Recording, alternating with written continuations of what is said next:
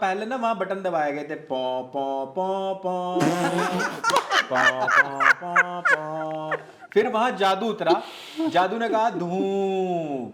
फिर उन्होंने कहा कि धूप तो हम दे नहीं सकते, तो हम ये कर सकते हैं। तो फिर वहां उनको वो रोशनी दी गई। फिर जादू से कहा जा रहा है कि अब जादू से ना कांग्रेस को 150 सीट हमें चाहिए बस, बाकी तो जितनी बची है वो सब मोदी जी ले जाए। ऑटो वालों के साथ इवन कूली बन गया, फिर वो टायर पंचर जोड़ने के लिए चला गया। अंकुर जी, कहीं ये शीघ्र पतन टाइप का तो मामला नहीं था कि एज पीक बिफोर टाइम, कि जिन्ना को वास्तव में भारत रत्न मिलना चाहिए कि उसने सही समय पे डिवीजन क्रिएट किया। नहीं तो ये 60 करोड़ लोग जो होते ना, और भारत की सत्ता और भारत का संसाधन इनके पास होता, they won't be just 60 crore, वो 80 करोड़ होते, हम 100 करोड़ होते, and they would have been making government at the centre. और उसके बाद ऐसी पॉलिसी आती जो हम बर्दाश्त नहीं कर पाते, जो गजवाए हिंद करना चाह रहे थे इसमें सफल हो जाते। एक यूट्यूबर को पॉलिटिशियन बना दिया उन्होंने। हाँ, तो गेम वही चल रहा ना। नरेंद्र मोदी जी एक पॉलिटिशियन थे, वो यूट्यूबर बन गए। ये जो सैम पित्रोदा बोल रहा है कि भाई जो आपने बताया ना कि रेस, कास्ट, कलर, ये सब चीजें, देखो ये फिलोसफी की क्लासेस में बहुत अच्छी लगती है बातें, लेकिन एन इलेक्शन के मौके पर आप इस तरीके की बातें करो, ये नहीं अच्छा लगता है। फारूक अब्दुल्ला ने वो बात बोल दी, लेकिन भाई मणि भाई आपको वो बात रिपीट करने की जरूरत पड़ रही है, उसमें कांग्रेसी ठप्पा भी क्यों लगवाना है? क्योंकि आपको कांग्रेस की मां खोदनी है, इसलिए आप उस काम को कर रहे हो। तो ये जानबूझ के मतलब उसका जो है ना काम तमाम करने के तरीके हैं, बस और कुछ नहीं है। राहुल गांधी सैम पिट्रोडा का शिष्य है, तो मतलब एक ही बात याद आती है कि जब भाई गोडाउन ऐसा है तो शोरूम तो ऐसा ही होगा ना। ऐसा ही होगा ना। और हमें सब वरिष्ठ भी है ना, तो वरिष्ठ सबसे पहले आना हाँ, चाहिए। तो सबको मेरे चरण स्पर्श करने चाहिए। मैं सबसे बड़ा, अरे भाई मैं करने लगे, आप आचार्य जी वैसे हो। भाई साहब यहाँ पे वो हो जाएगा, आचार्य से पैर छुआ लिए। आपको पता नहीं कैसे कैसे विवाद चलते हैं। सीन काट देना भाई, नहीं तो हमारे आर्य समाजी सबसे पहले पेल देंगे। हाँ, तो आचार्य सेना जो आकर के गर्दा उड़ा देगा। आचार्य सेना। अब की बार वो सपोर्ट भी नहीं मिला है। वो हेलो, वो कहते ना, हाय वो राहुल गांधी जी ने मेरी तरफ देख लिया, वो भी नहीं पहुंचे, वो भी नहीं पहुंचे हैं। हेलो हेलो हेलो 10:30 बजे हेलो चालू। Hello hello hello hello hello hello hello hello. हाँ जी, ठीक है। सिटी के लागे जो sexy. Hello hello hello hello hello hello यही सुन रहे होंगे आप आसपास में। धूम। अच्छा, दूर दूर से आवाज आती रहती है। नीचे हर दिन कुछ ना कुछ यहाँ पे चलता रहता है। वो तो मेरा माइक थोड़ा बढ़िया है कि वो सप्रेस कर देता है आवाज़, नहीं तो एक भी दिन लाइव वाइव करना जो है वो पॉसिबल। रोज़ यहाँ पे एकदम लगा दी न चोलिया के हुक राजा जी, और मतलब ए राजा चला न पिपरवा के तरवा, वहीं जे सारा काम हो जाई। यही सब जो है यहाँ पे चल रहा है कि पीपल के तले चलो वही सारा काम हो जाएगा। बिहार के लोग तो वैसे फेमस है ना कि वो लाउड में सुनते हैं।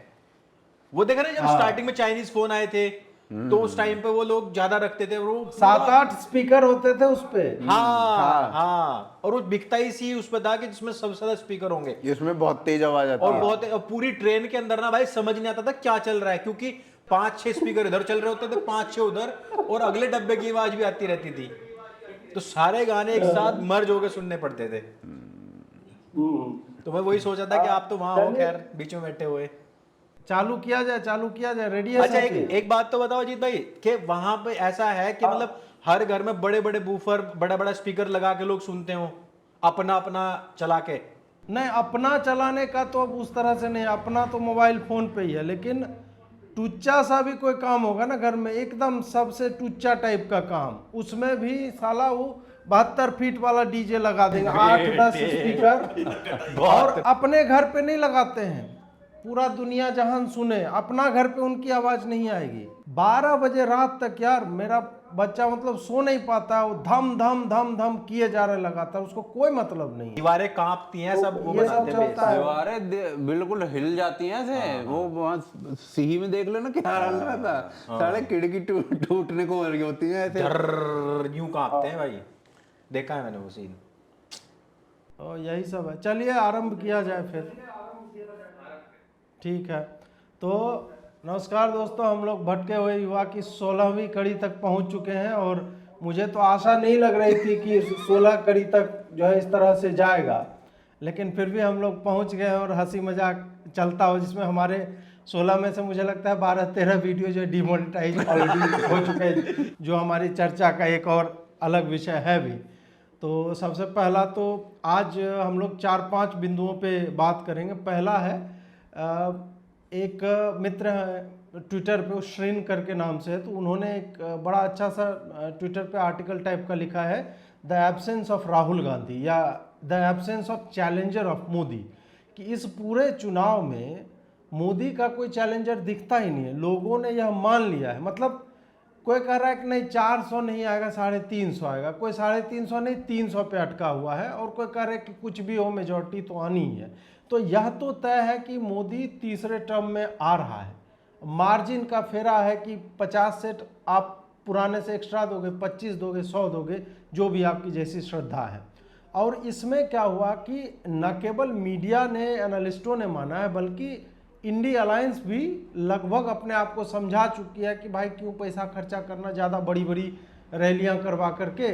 आप राहुल गांधी की रैलियां यदि गिनेंगे तो नरेंद्र मोदी के मुकाबले, एक डेटा मैं आप लोगों को बताता हूं कि नरेंद्र मोदी ने 103 रैलियां की हैं 8 मई तक, जब से अनाउंसमेंट हुआ है, और उसी के इतर राहुल गांधी ने मात्र 39 रैलियां की हैं। रैलियों में नंबर ऑफ पीपल यदि आप देखेंगे तो मोदी और अमित शाह का तो मैं जोड़ ही नहीं रहा हूँ। मोदी का अगर रैली देखेंगे तो उसमें लाख तो मुझे लगता है कि बेयर मिनिमम हर जगह पे रहता है। वहीं राहुल गांधी की रैलियाँ नुक्कड़ सभा और गांव में नाटक देखने जितने लोग आते हैं 1000-2000, तो उसके बीच में कहीं ना कहीं दिखेगा, और उसमें अधिकतर आपको ये लोग तो भीड़ का शॉट भी बहुत कम दिखाते हैं क्योंकि इनके पास भीड़ पहुंचती नहीं है। तो पहला प्रश्न जो है, आप तीनों उत्तर दीजिएगा, क्या आपने भी यह महसूस किया है कि वास्तव में नरेंद्र मोदी का, एक तो है TINA, there is no alternative, दूसरा लेकिन यह है कि यार जो अल्टरनेटिव तुम दिखा रहे हो उसको कम से कम उसके थोड़ा बहुत भी तो आसपास होना चाहिए। वो एकदम ही एब्सेंट है। He doesn't seem to be putting his heart into this particular election. उसको लग रहा है कि जाना है, चुनाव चल रहा है, दिन में एक, इसका रैली का प्रतिदिन एक ये है, प्रतिदिन एक रैली का एवरेज है। मोदी जहाँ पे 3 की तरफ जो है, 3 सवा 3 की तरफ पहुँचता दिखता है। तो इस पे जो है एक एक करके मैं आरंभ करूँगा अनुज भाई से, क्योंकि आज ये ससुराल जाने वाले हैं, तो आप जो है और हमें सब वरिष्ठ भी है ना, तो वरिष्ठ सबसे पहले आना चाहिए। तो सबको मेरे चरण स्पर्श करने चाहिए। मैं सबसे बड़ा, अरे भाई मैं करने लगे आप आचार्य जी वैसे हो भाई साहब यहाँ पे वो हो जाएगा, आचार्य से पैर छुआ लिए। आपको पता नहीं कैसे कैसे विवाद चलते हैं। सीन काट देना भाई, नहीं तो हमारे आर्य समाजी सबसे पहले पेल देंगे। हाँ, तो आचार्य सेना जो आकर के गर्दा उड़ा देगा। आचार्य सेना गठन की जाएगी, आचार्य आर्मी। हाँ, तो चलिए, इसका जो मेरे दिमाग में उत्तर है वो यही है कि इसके कई फैक्टर्स हो सकते हैं। पहला तो ये हो सकता है कि देखो, एक व्यक्ति है, उसको लग ही नहीं रहा है कि मैं चुनाव लड़ रहा हूं, तो वो एक बेमन से चुनाव के भीतर जा रहा है, और उसको उसके अंदर कोई किसी चुनाव के भीतर उसको चरमोत्कर्ष तक पहुंचाने की भावना ही नहीं है। वो बेमन से लड़ रहा है उस चुनाव को। दूसरा पॉइंट ये हो सकता है कि एक ऐसा व्यक्ति जिसकी महत्वाकांक्षा ही नहीं है चुनाव लड़ना या चुनावी राजनीति में आना, उसको आपने इस काम को दिया हुआ है। तो वो दोनों ही चीज़ें मुझे लगता है कि एक फैक्टर हैं। पर सबसे बड़ा जो फैक्टर है वो यही, अभी जो जिस डेटा की आप बात कर रहे थे वो मैंने देखा था। ये देखिए, इसमें इन्होंने सारा बताया हुआ है कि एक सेकंड, चुनाव की घोषणा के बाद प्रधानमंत्री ने मार्च में 9 रैलियां की हैं, अप्रैल में 68 और मई में 26 रैलियां की हैं, और इसके उपरांत भी 24 इंटरव्यूज ऐसे हैं जो मार्च से अब तक दिए जा चुके हैं, जिनमें से कई हमने देखे भी हैं और कई हमारी नजरों से निकल भी गए हैं, कई प्रिंट मीडिया में छपे हैं। ठीक है, और ये जो इंटरव्यूज हैं ये कई भाषाओं में हैं। असम में हाँ, असम में हो गया, एशिया नेट हो गया, विजयवाणी हो गया, न्यूज 18, सकाल, मतलब आप ये देख लीजिए, असमीज में भी है, साउथ में भी जा रहे हैं। सकाल आई थिंक महाराष्ट्र का है, और गुजराती समाचार है। आप ये आनंद बाजार पत्रिका बंगाली हो गई। तो इन्होंने कोई लैंग्वेज नहीं छोड़ी है। ये देखिए कितना माइक्रो मैनेज्ड है, जबकि चुनाव में एक अपर एज से भी बहुत ऊपर आप जाएंगे तो वो उन्होंने वहां से शुरू किया था। उसके उपरांत भी इतना माइक्रो मैनेज्ड है कि आप छोटे से आप ये लगा लीजिए कि हर भाषा में आप इंटरव्यू दे रहे हैं। इसके उपरांत 21 रोड शो हैं। ये सब कुछ करने के बाद भी 21 रोड शो भी कर दिए हैं। और जो किसी मंदिर में जाना, किसी गुरुद्वारे में जाना और ये सारी चीजें तो इसमें काउंट ही नहीं हो रही हैं उसमें भी, क्योंकि अभी क्या है ना, जैसे कल गुजरात में कब हुआ है चुनाव, परसों हुआ है ना। तो मोदी जी ने वोट दिया है, उसके बाद भी उन्होंने क्या किया है, वो सीधे सड़क पे वॉक के लिए निकल गए हैं। ऐसा नहीं कि गाड़ी में बैठ के अपना चल दो। तो कहीं ना कहीं वो भी एक प्रकार से आप काउंट कर लो तो वो भी चुनाव प्रचार है। और इसके विपरीत राहुल गांधी ने 17 मार्च से न्याय यात्रा जो खत्म हुई है उसके बाद से केवल 39 पब्लिक मीटिंग्स की हैं। और उनमें लोग कितने आते हैं, तो ये पूरा जो मामला है वो वही लग रहा है कि वन साइडेड चुनाव है, जिसमें विपक्ष ऑलरेडी अभी एक सीट ऐसी भी आई है जिसमें कांग्रेस का कैंडिडेट पीछे हट गया, चुनाव नहीं लड़ रहा। उसने ये कहा है कि भाई पैसा ही नहीं दे रहे। हाँ, पैसा नहीं दिया जा रहा है मुझे चुनाव लड़ने की। पूरी सीट राइट। तो आप ये लगा लीजिए कि कांग्रेस का कैंडिडेट जब इस वजह से पीछे हट रहा है तो बेमन से ये चुनाव लड़ा जा रहा है सबसे बड़ी पार्टी के द्वारा, कांग्रेस के द्वारा, जो विपक्ष की सबसे बड़ी पार्टी है। और उसमें भी जो उनका कई बार क्या होता है कि देखो पता होता है चुनाव हारेंगे, पर एक ग्लैडिएटर वाला एटीट्यूड होता है कि साला मरना है मारना है, उस एटीट्यूड के साथ लड़ता आदमी तो फेरबदल हो जाते हैं कई। पर वो बंदा जो है वो खुद ही अमेठी को छोड़ के रायबरेली भाग गया। तो मुझे नहीं लगता कि ये चुनाव जो है बिल्कुल बेमन से लड़ा जा रहा है। और नरेंद्र मोदी को पता है कि मेरे साथ मैंने कितना बड़ा टारगेट रखा है, उसके बाद भी वो इतनी मेहनत कर रहे हैं। इसमें ना दो चीजें हैं। देखो, मेन डेटा पे आने से पहले मैं कुछ रेफरेंस के लिए बोलता हूँ। जब जैसे इंडिया कीनिया का मैच है या इंडिया जिम्बाब्वे का मैच है, तो बेमन से बी टीम उतार देती है। कई बार ना ऐसा होता है कि इंडिया ने बी टीम उतार दी। अब यहाँ पे क्या हुआ, भाजपा ने उतारी है बिल्कुल ए टीम, वो भी सारे के सारे 11 के 11 प्लेयर फॉर्म में, और कहा कि भैया इस बार 700-800 रन बनाने हैं और उनको खत्म कर देना 20-30 रनों पे, इतना मार्जिन रखेंगे। तो इस तरीके का चुनाव हो रहा है ये कि उनको बिल्कुल डिमोलिश करने वाली स्थिति में है जो भाजपा है। दूसरी बात इसमें ये है कि अगर राहुल गांधी को देखो, अभी ये अडानी वाली बात हुई थी, मोदी जी ने अडानी वाली बात कही कि अडानी जो है टेम्पो में इनको वो भेजते होंगे, इनका नाम नहीं ले रहे हैं। तो ये जो ये जब ये स्पीच आई, उसी दिन रात को राहुल गांधी ने एक 1.5 मिनट का वीडियो निकाल के, 1 मिनट का वीडियो निकाल के ये कहा कि 40-50 सेकंड का एक वीडियो था, उसमें निकाल के उसने रिप्लाई दिया उस पर्टिकुलर बात का। मोदी जी आपको पता है कि सही में टेम्पो में भेजते हैं, आपको तो पता ही होगा, आपने तो ये कर दिया होगा। वो रिप्लाई ऐसे दिया गया, जबकि स्पीच जो मतलब पब्लिक के बीच में स्पीच अगर दी गई है तो उसका रिप्लाई जनरली पब्लिक के बीच में जाके दिया जाता है।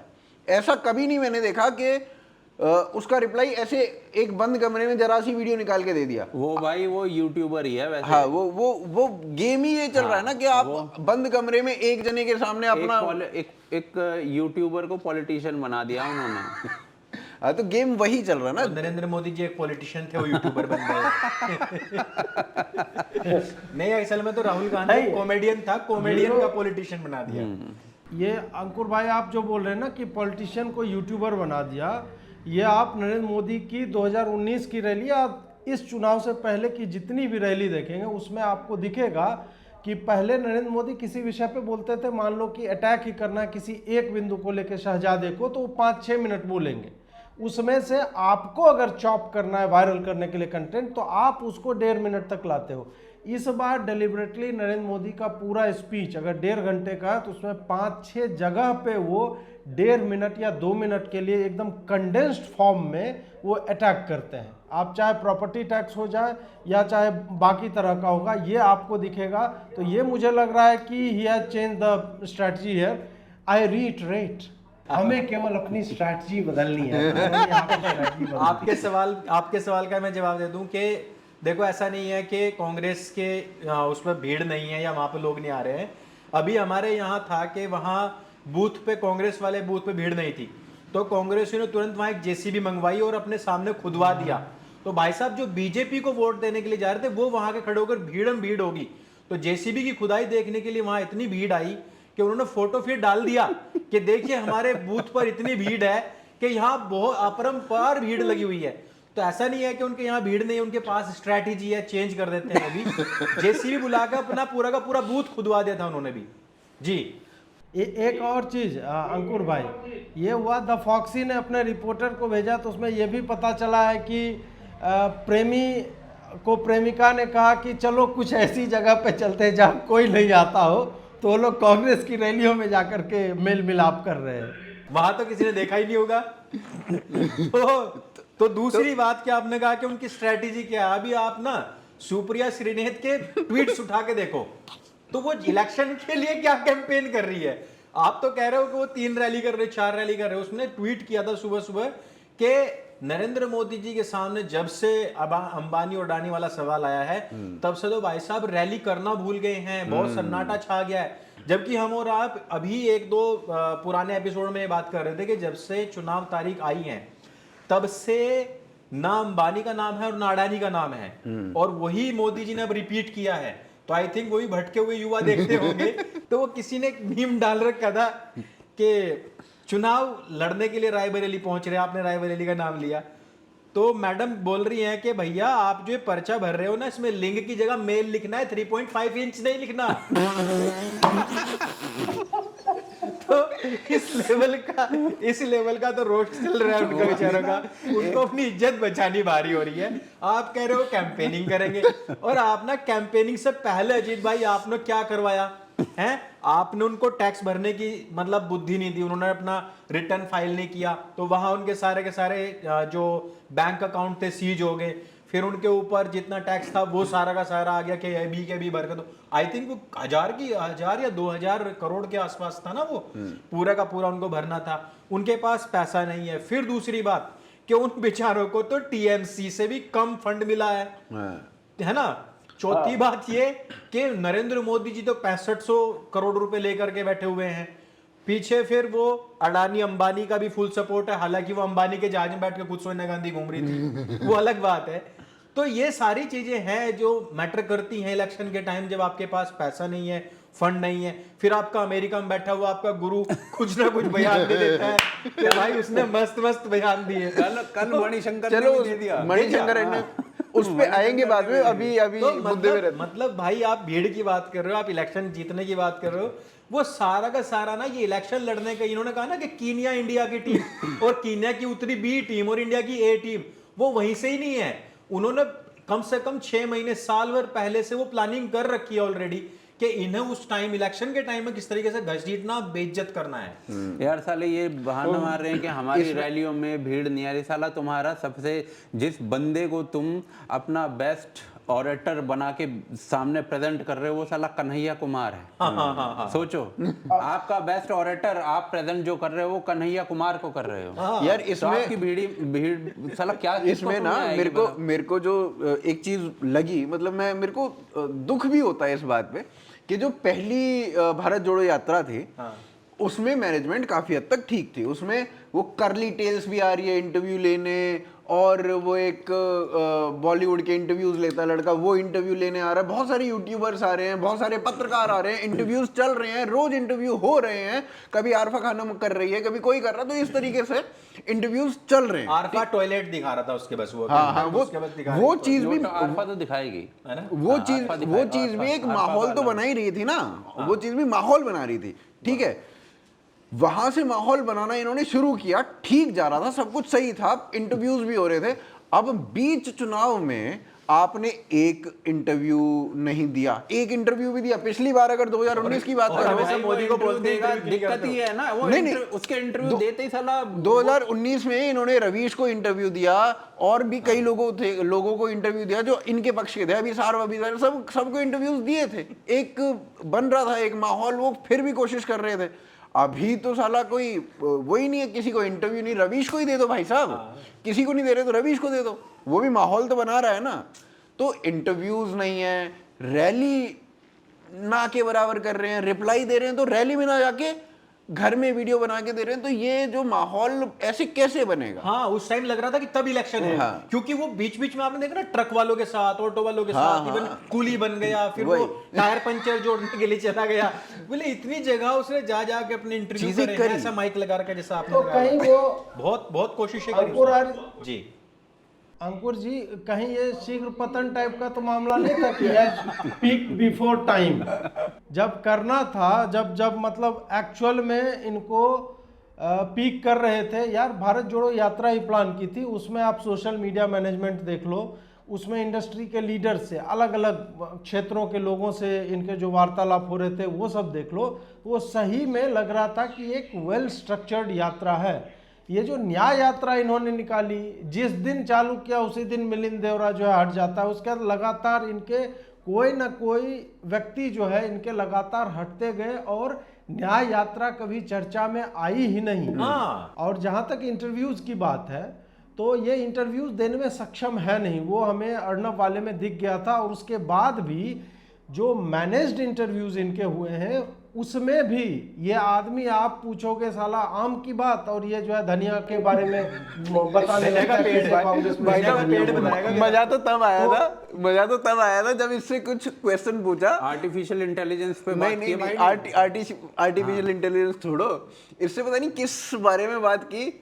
उसके बाद ये 1 मिनट तक चुप रहा, पूरे 1 मिनट तक चुप रहा। पब्लिक ने ना बीच में तालियां बजा दी। कह रहा व्हाट। वो चुप था, मतलब पिछले 30 सेकंड से चुप था, पब्लिक ने तालियां बजा दी। ये कह रहा व्हाट। वो कह रही, दूसरी जो बंदी पूछ रही थी उससे, वो कह रही व्हाट, तुम बताओ व्हाट। साले कह रहा आई एम स्टिल थिंकिंग। उसके बाद 30 सेकंड और सोचा। 1 मिनट के बाद बंदी बोली कि जर्नलिस्ट बोली कि ऐसा करते हैं ना कि मैं चेंज कर देती हूँ क्वेश्चन। वो किसी यात्रा में था और वो किसी ने ना पीछे लगा रखी थी वो कंप्यूटर ऑन होने की और ऑफ होने की, जो विंडो ऑफ होती है भाई क्या है, उसका साउंड लगाया हुआ था। विंडोज 98 चल रही थी। विंडोज 98 में इंटरनेट एक्सप्लोरर पे आप बफरिंग ही बफरिंग हो रही है बस, और कुछ नहीं हो रहा अरे है। वो पुराने तो छोड़ दो, आप वो राहुल गांधी फनी निकालोगे ना तो फिर तो आपको मतलब नहीं, ये तो अभी का है ना, अभी ये लंदन वंडन गया था, ये लंदन वंडन गया था तब की है। आप जो अजीत भाई यात्रा की बात कर रहे थे ना, अभी राधिका खेड़ा वापस आई है, उससे पहले और भी बहुत सारे लोग वापस आए हैं। आप ये देखो कि उस टाइम के और अब के मैनेजमेंट में ये मिसमैनेजमेंट अब की बार क्यों हुआ है, क्योंकि उस टाइम जिन्होंने होर्डिंग लगाए थे, जो गाड़ियां लेके गए थे और जिनसे काम करवाया गया था, उन लोगों ने इनको एक्सपोज किया था कि हमारा पैसा ही नहीं मिला है। उस यात्रा में इतना घोटाले हुए थे कि गाड़ी वालों को, जिन्होंने टॉयलेट साफ करे, इवन उन लोगों तक के भी पैसे नहीं दिए, जो ये कहते हैं कि हम तो सबका न्याय करेंगे। तो वो सारी चीजें हो नहीं पाई थी और अब की बार वो सपोर्ट भी नहीं मिला है। वो हेलो, वो कहते हैं हाय, वो राहुल गांधी जी ने मेरी तरफ देख लिया, वो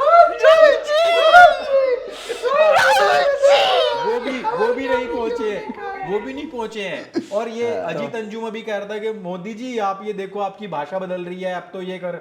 अरे यार तू जाकर अपने थंबनेल देखना, तू डेली के डेली तो भाजपा को डिस्ट्रॉय कर देता है। सही बात है। अपनी भाषा को देखना तू क्या करता है, हर रोज का इनका ये काम रहता है। पर मेरे ख्याल से शीघ्र पतन नहीं, स्वप्न दोष है।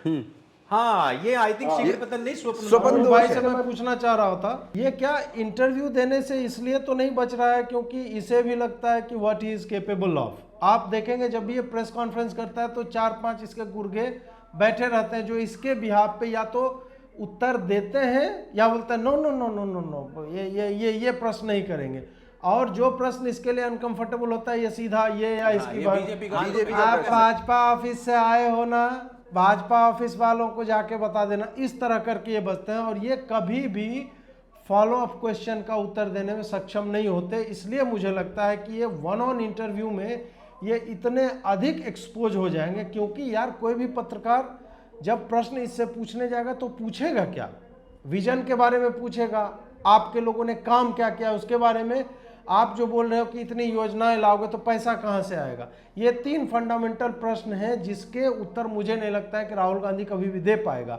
तो आपको क्या लगता है कि ये इंटरव्यू से इसी कारण से बचता है या कोई और भी मतलब इसका रीजन है?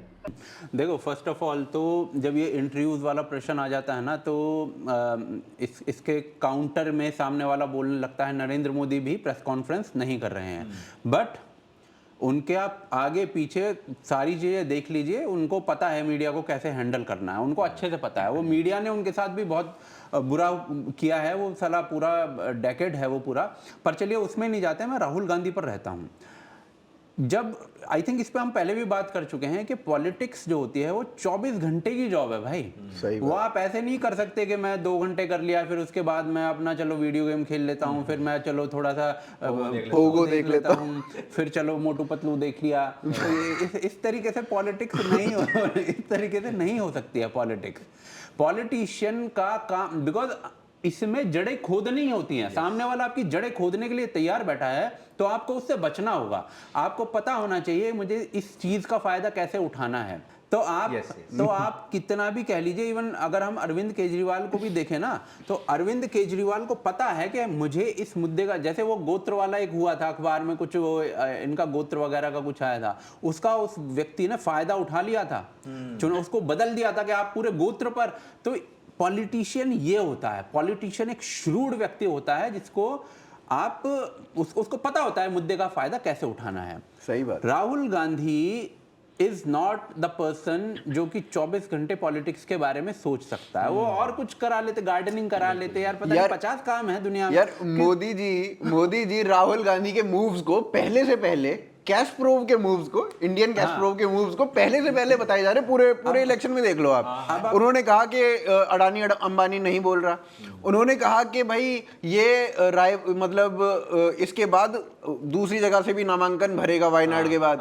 उन्होंने कहा कि भाई ये जब वायनाड का चुनाव खत्म हो जाएगा उसके बाद मंदिरों में जाना शुरू कर दे। तो पहले से पहले 3 चरणों में तीनों के तीनों मूव्स उन्होंने पहले से ही बता दिए और वो होना शुरू हो रहा है। क्या होता है ना, जो इंटरव्यूज भी होते हैं, अगर आप एक सही पत्रकार के सामने बैठ गए हो तो इंटरव्यूज में भी आपके पास जानकारी होनी चाहिए, तब आप बोल पाओगे, है ना। आपको पास इतिहास की जानकारी होनी चाहिए, आपके पास पता होना चाहिए कि संविधान जब से बना है, संविधान सभा में क्या हुआ था, उसके बाद से जो जो डिबेट्स हुई हैं, ये एक एक चीज आपको पता होंगी, तब आप सटीक आंसर कर पाओगे। भाई देखो ये यहाँ पे ये हुआ था। उस व्यक्ति ने, मुझे नहीं लगता कि यूनिवर्सिटी के बाद, यूनिवर्सिटी में भी पढ़ी हो तो पता नहीं, यूनिवर्सिटी के बाद कोई पुस्तक पढ़ी है, मुझे नहीं लगता है। और पढ़ी है तो फिर वो दिमाग में वो इन्फॉर्मेशन इधर से गई है, इधर से निकल गई है। क्योंकि मैंने आज तक उनका, राहुल गांधी, अच्छा दूसरी चीज क्या होती है, चंपकों को पुस्तक नहीं बोलते। नहीं देखो आपके पास आपके पास क्या है ना, आपने पढ़ा भी है। फर्स्ट ऑफ ऑल पॉलिटिशियन को पढ़ना बहुत जरूरी होता है, पॉलिटिशियन को और मीडिया वाले को पढ़ना बहुत जरूरी होता है। तो अगर आपने पढ़ा भी है ना, तो उसको बोलने के लिए, उसको संप्रेषित करने के लिए आपके पास चेन ऑफ थॉट एक नाम की एक चीज होती है, वो टूटनी नहीं चाहिए, है ना। तो उस चेन ऑफ थॉट के सहारे आप अपने वो संप्रेषण आप कर सकते हो। परंतु राहुल गांधी के पास वो नहीं है, वो नहीं है वो चीज। क्या उसके पास थॉट ही नहीं है, चेन कहां से आएगी? तो थॉट है ना, वही पहले तो थॉट के साथ ही जन्म लेते ही थॉट मर जाता है, तो उन्हें 1.5 मिनट फिर बैठना पड़ता है। तो वो थॉट भी अगर आ जाता है उसको संप्रेषित भी नहीं कर पाते हैं वो। तो ये मेरे ख्याल से जॉब के लिए है ही नहीं वो, पता नहीं कुछ और कराना चाहिए था, कहाँ घुसा। चक्कर इसमें ये भी है ना कि राहुल गांधी ने कहा था, मम्मी देखो I don't want to be a politician, ना हो पाएगा हमसे, ना हो पाएगा, उनको भी पता था। तो ये सुब्रमण्यम स्वामी बोलते हैं कि भाई देखो अगर वो पॉलिटिशियन ना बने और वो सत्ता से बाहर हो जाए पूरी तरीके से, तो फिर जो बाकी के पॉलिटिशियन रहेंगे ना, इनके ऐसे ऐसे काम है वो सब निकालेंगे और उनकी मैया का दैया कर देंगे। ऐसी ये बात है कि इनको बाय हुक और बाय क्रूक पॉलिटिशियन बन के रहना पड़ेगा, कुछ कर नहीं सकते। मुझे ना इस मामले में नीतीश कुमार अच्छा लगा कि उसका लड़का है पर उसकी नहीं थी इच्छा, तो उसको कहीं वो सामने लाया भी नहीं कि भाई तुम्हें पॉलिटिशियन बनना है, कुछ जबरदस्ती है। तो वैसा उन्होंने किया भी नहीं था। हाँ, राहुल महाजन भी तो है। हाँ, बिल्कुल वो भी नहीं आया। देखो मुलायम सिंह का दूसरा लड़का भी बिजनेसमैन नहीं, है। उसका तो पहले से ये तय था कि तुझे आना ही नहीं है। नहीं, वो तो क्योंकि वो दूसरी वाइफ का बेटा था, तो उसका प्रतीक का तो सबको पता है। हाँ, वो यूपी में तो वैसे भी मतलब एक कहावत प्रचलित है कि यूपी में 3 बच्चे करते हैं, पहला जो है वो गुंडाई करेगा, दूसरा पॉलिटिशियन में जाएगा और तीसरे को इंजीनियर बनाएंगे। नहीं, प्रतीक का तो सबको पता है कि वो पॉलिटिक्स में नहीं जाएगा, इसीलिए उसकी वाइफ जो है वो आई है। मैं इस पर ये कह रहा था, जो राहुल गांधी की बात चल रही थी, कि देखो तैयारियों की बात में और आपने जो रैलियों की बात करी है ना, अभी तक तो कहा जाता था कि भाई मोदी जी क्योंकि प्रेस कॉन्फ्रेंस नहीं करते हैं, राहुल गांधी कम से कम प्रेस कॉन्फ्रेंस तो करता है, तालिबान कम से कम प्रेस कॉन्फ्रेंस तो करता है, इंटरव्यू तो देता है, सही बात। मोदी जी तो वो भी नहीं करते। अब तुम यही कहते रह जाओ, मोदी ने उधर देखो ना कि सैकड़ा मार दिया अपनी रैलियों का, अपने जो मतलब जनसभाओं का, लोगों के बीच जा करके इंटरव्यूज दे करके। ऊपर से फिर क्या है कि उनकी की पूरी टीम, उनके जो जितने भी ट्विटर हैंडल्स हैं उस पे जो एकदम स्लॉग टाइम होता है ना उनका, वो 2-2 मिनट वाले, वो अलग से और बकायदा क्या कर रहे हो देखो तैयारी कि उस पर थंबनेल लगाते हैं वो हाफ सेकंड के लिए, ताकि जब हम देखें तो उसको पूरा का पूरा टाइटल समझ में आए, और फिर वो पूरा देते हैं ताकि आप वहां से उठा करके अपने अगर वीडियोस में भी यूज कर रहे हैं तो ठक डाउनलोड मारो डाल दो। और उसका भी अलावा आप देखोगे ना, इंस्टाग्राम पे देखोगे तो वो फुल उसी फॉर्मेट में वीडियोस चल रहे हैं। इधर राहुल गांधी का वैसा है ही नहीं।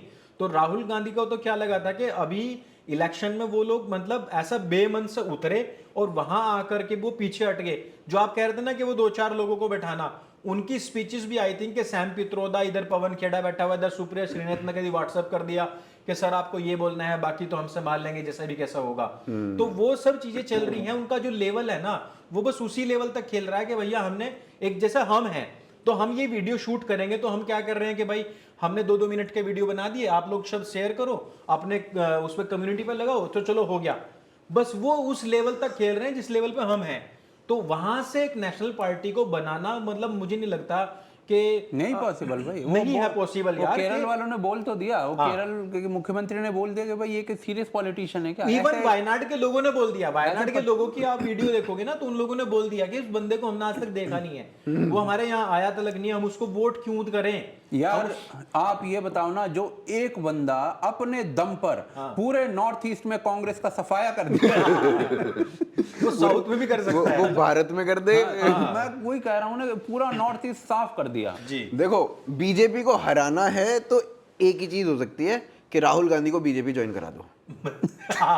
नहीं मतलब कांग्रेस से भी निकाल दो, अगर वो बैठ भी जाए ना एक बार, तो कांग्रेस कहीं ना कहीं पुराने लोगों को, देखो पुराने लोग बड़े घाघ हैं, उनको पता है कि किस तरीके से काम करना है। लेकिन वही चीज जब राहुल गांधी बोलता है ना भाई कि हम साहब खटाखट डाल देंगे, तो लोग हंसने लग जाते हैं और फिर वो कहेंगे भैया हम नहीं डलवाना, हम मोदी के ही ले लेंगे बस। भाई साहब पुराने लोगों में तो मणिशंकर अय्यर और सैम पित्रोदा भी हैं। नहीं सैम पित्रोदा है, लेकिन तो उसी पे अब जी सैम पित्रोदा और मणिशंकर अय्यर को आपने छेड़ दिया, तो मैं अपने स्किल्स का इस्तेमाल करते हुए हम लोग दूसरे उस पे चलते हैं कि सैम पित्रोदा, मणिशंकर अय्यर या फारूक अब्दुल्ला हो, and the art of stupidity during political campaigns.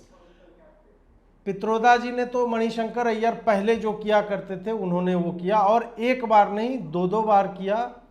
एक बार इनहेरिटेंस टैक्स वाला आया जिस पे हम चर्चा पहले भी कर चुके हैं, और अभी जो उन्होंने किया जिसको घुमा करके भाजपा ने, मुझे नहीं लगता, मैं मतलब अगर आप एकदम ऑब्जेक्टिवली पूछो तो मुझे नहीं लगता है कि सैम पित्रोदा ने जो बोला वो कहीं से भी नकारात्मक है, बिल्कुल नहीं है। ये एक्चुअल फैक्ट है कि भारत में अलग अलग रेसल प्रोफाइल के लोग रहते हैं। नॉर्थ ईस्ट में आपको मंगोलॉइड रेस का इफेक्ट मिलेगा, उधर चले जाए तो पहाड़ी में आपको अफगानी और ये सब एक अलग मिलता है, साउथ का अलग एक रेस प्रोफाइल है। हाँ उसने स्किन टोन को लेकर के बोल दिया, लेकिन फिर भी ये सारे चीज़ें यूज करने के बाद भी सैम पित्रोदा यही कह रहा था कि हम कितने डाइवर्स हैं और कितने सेंचुरीज से हम सरवाइव कर रहे हैं इतनी डाइवर्सिटी के बाद भी।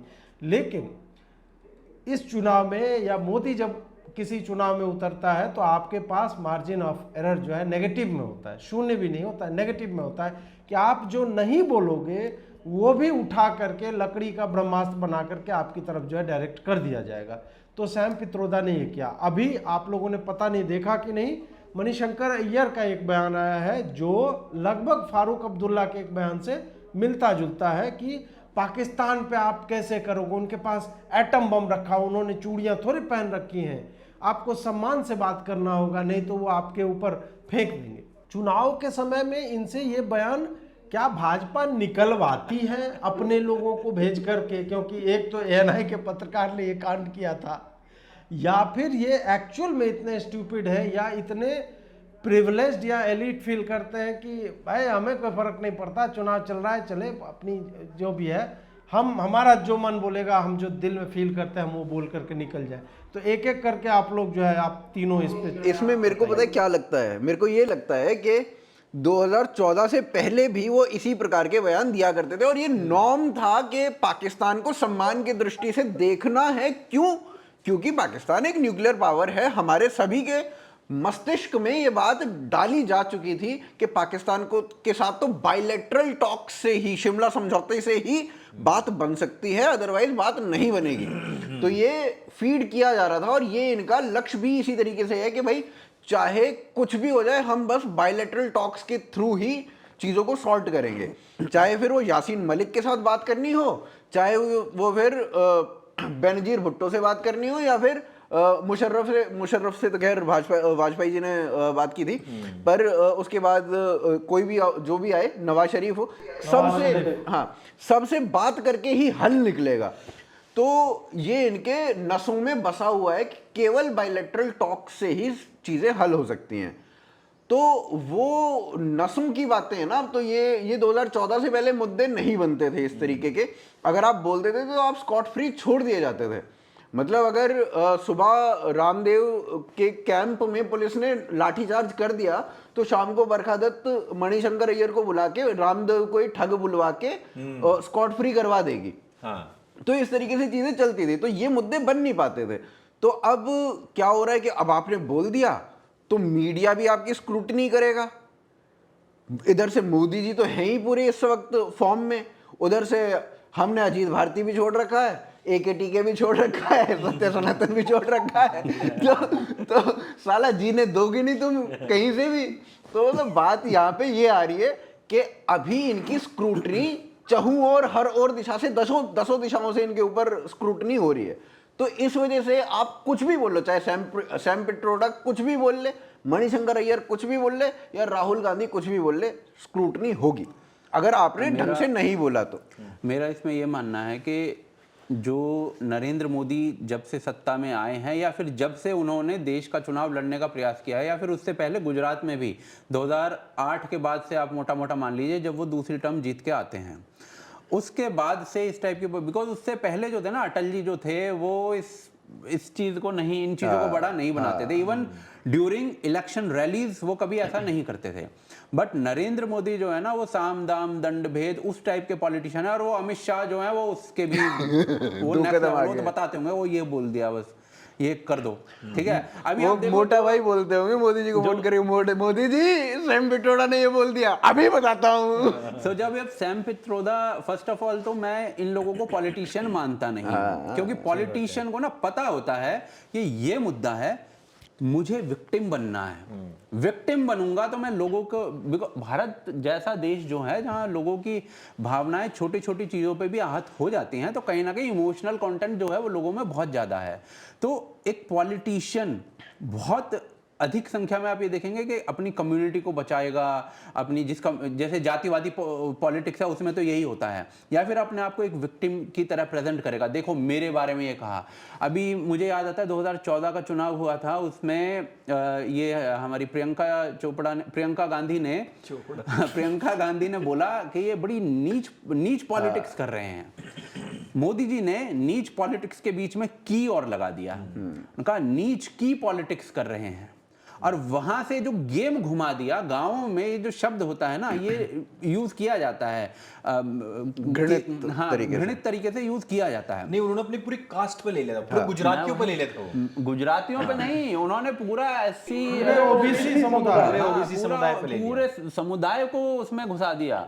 और नीच की पॉलिटिक्स, और उन्होंने कम से कम 5 मिनट, मुझे याद है, अगले ही दिन मायावती बयान देने आ गई, मुझे बताइए ओबीसी, मुझे बताइए मोदी जी की जाति कौन सी है, क्योंकि उसे लग रहा है ये तो मेरे ले गया। तो मैं कह रहा हूँ ये इस लेवल पर जाकर जब पॉलिटिशियन पॉलिटिक्स करता है तो भाई आपको एक एक शब्द बहुत सोच समझकर बोलना होता है। ऊपर से ये लोग पॉलिटिशियंस नहीं हैं, सैम पित्रोदा हो गए, चाहे ये क्या राहुल नाम है, गांधी, प्रियंका चाहे Gandhi. Even Manishankar Iyer is not a politician. वो कुछ भी बोलता बंदा यार, वो बंदे ने पहला 2014 के चुनाव में ऐसा मुद्दा दे दिया, चाय पे चर्चाएं चल रही हैं साला पूरे देश में लोग। मुझे याद है वहाँ फरीदाबाद में चाय पे चर्चा होती थी, तो वहां पे लोग साला अपने उसमें आकर अपने पैसों से साला सॉफ्टवेयर इंजीनियर जो थे वो चाय बेच रहे थे। यार इसमें ना मेरे को एक चीज और और इसने कहा कि ये तो हमारे यहाँ के सामने आके चाय बेचे, हाँ, इसकी इतनी औकात है जी। बस। तो मैं वही कह रहा वो हूँ, कहा था उसने। ये जो है ना, इनको पता ही नहीं है कि पॉलिटिशियन का बयान कैसा होना चाहिए, इनको नहीं पता ये पॉलिटिशियन है। यार ये और इसमें नरेंद्र ना मोदी बिना बात की बात में से भी मुद्दा निकालने में माहिर हैं, ये मुझे लगता है। मेरे को इसमें ना एक बात और ऐड करनी है, उसके बाद आप बोलना। देखो जो अभी सैम पित्रोदा या मणिशंकर अय्यर के साथ हो रहा है, वो इससे पहले नरेंद्र मोदी के बयानों के साथ भी किया जाता था।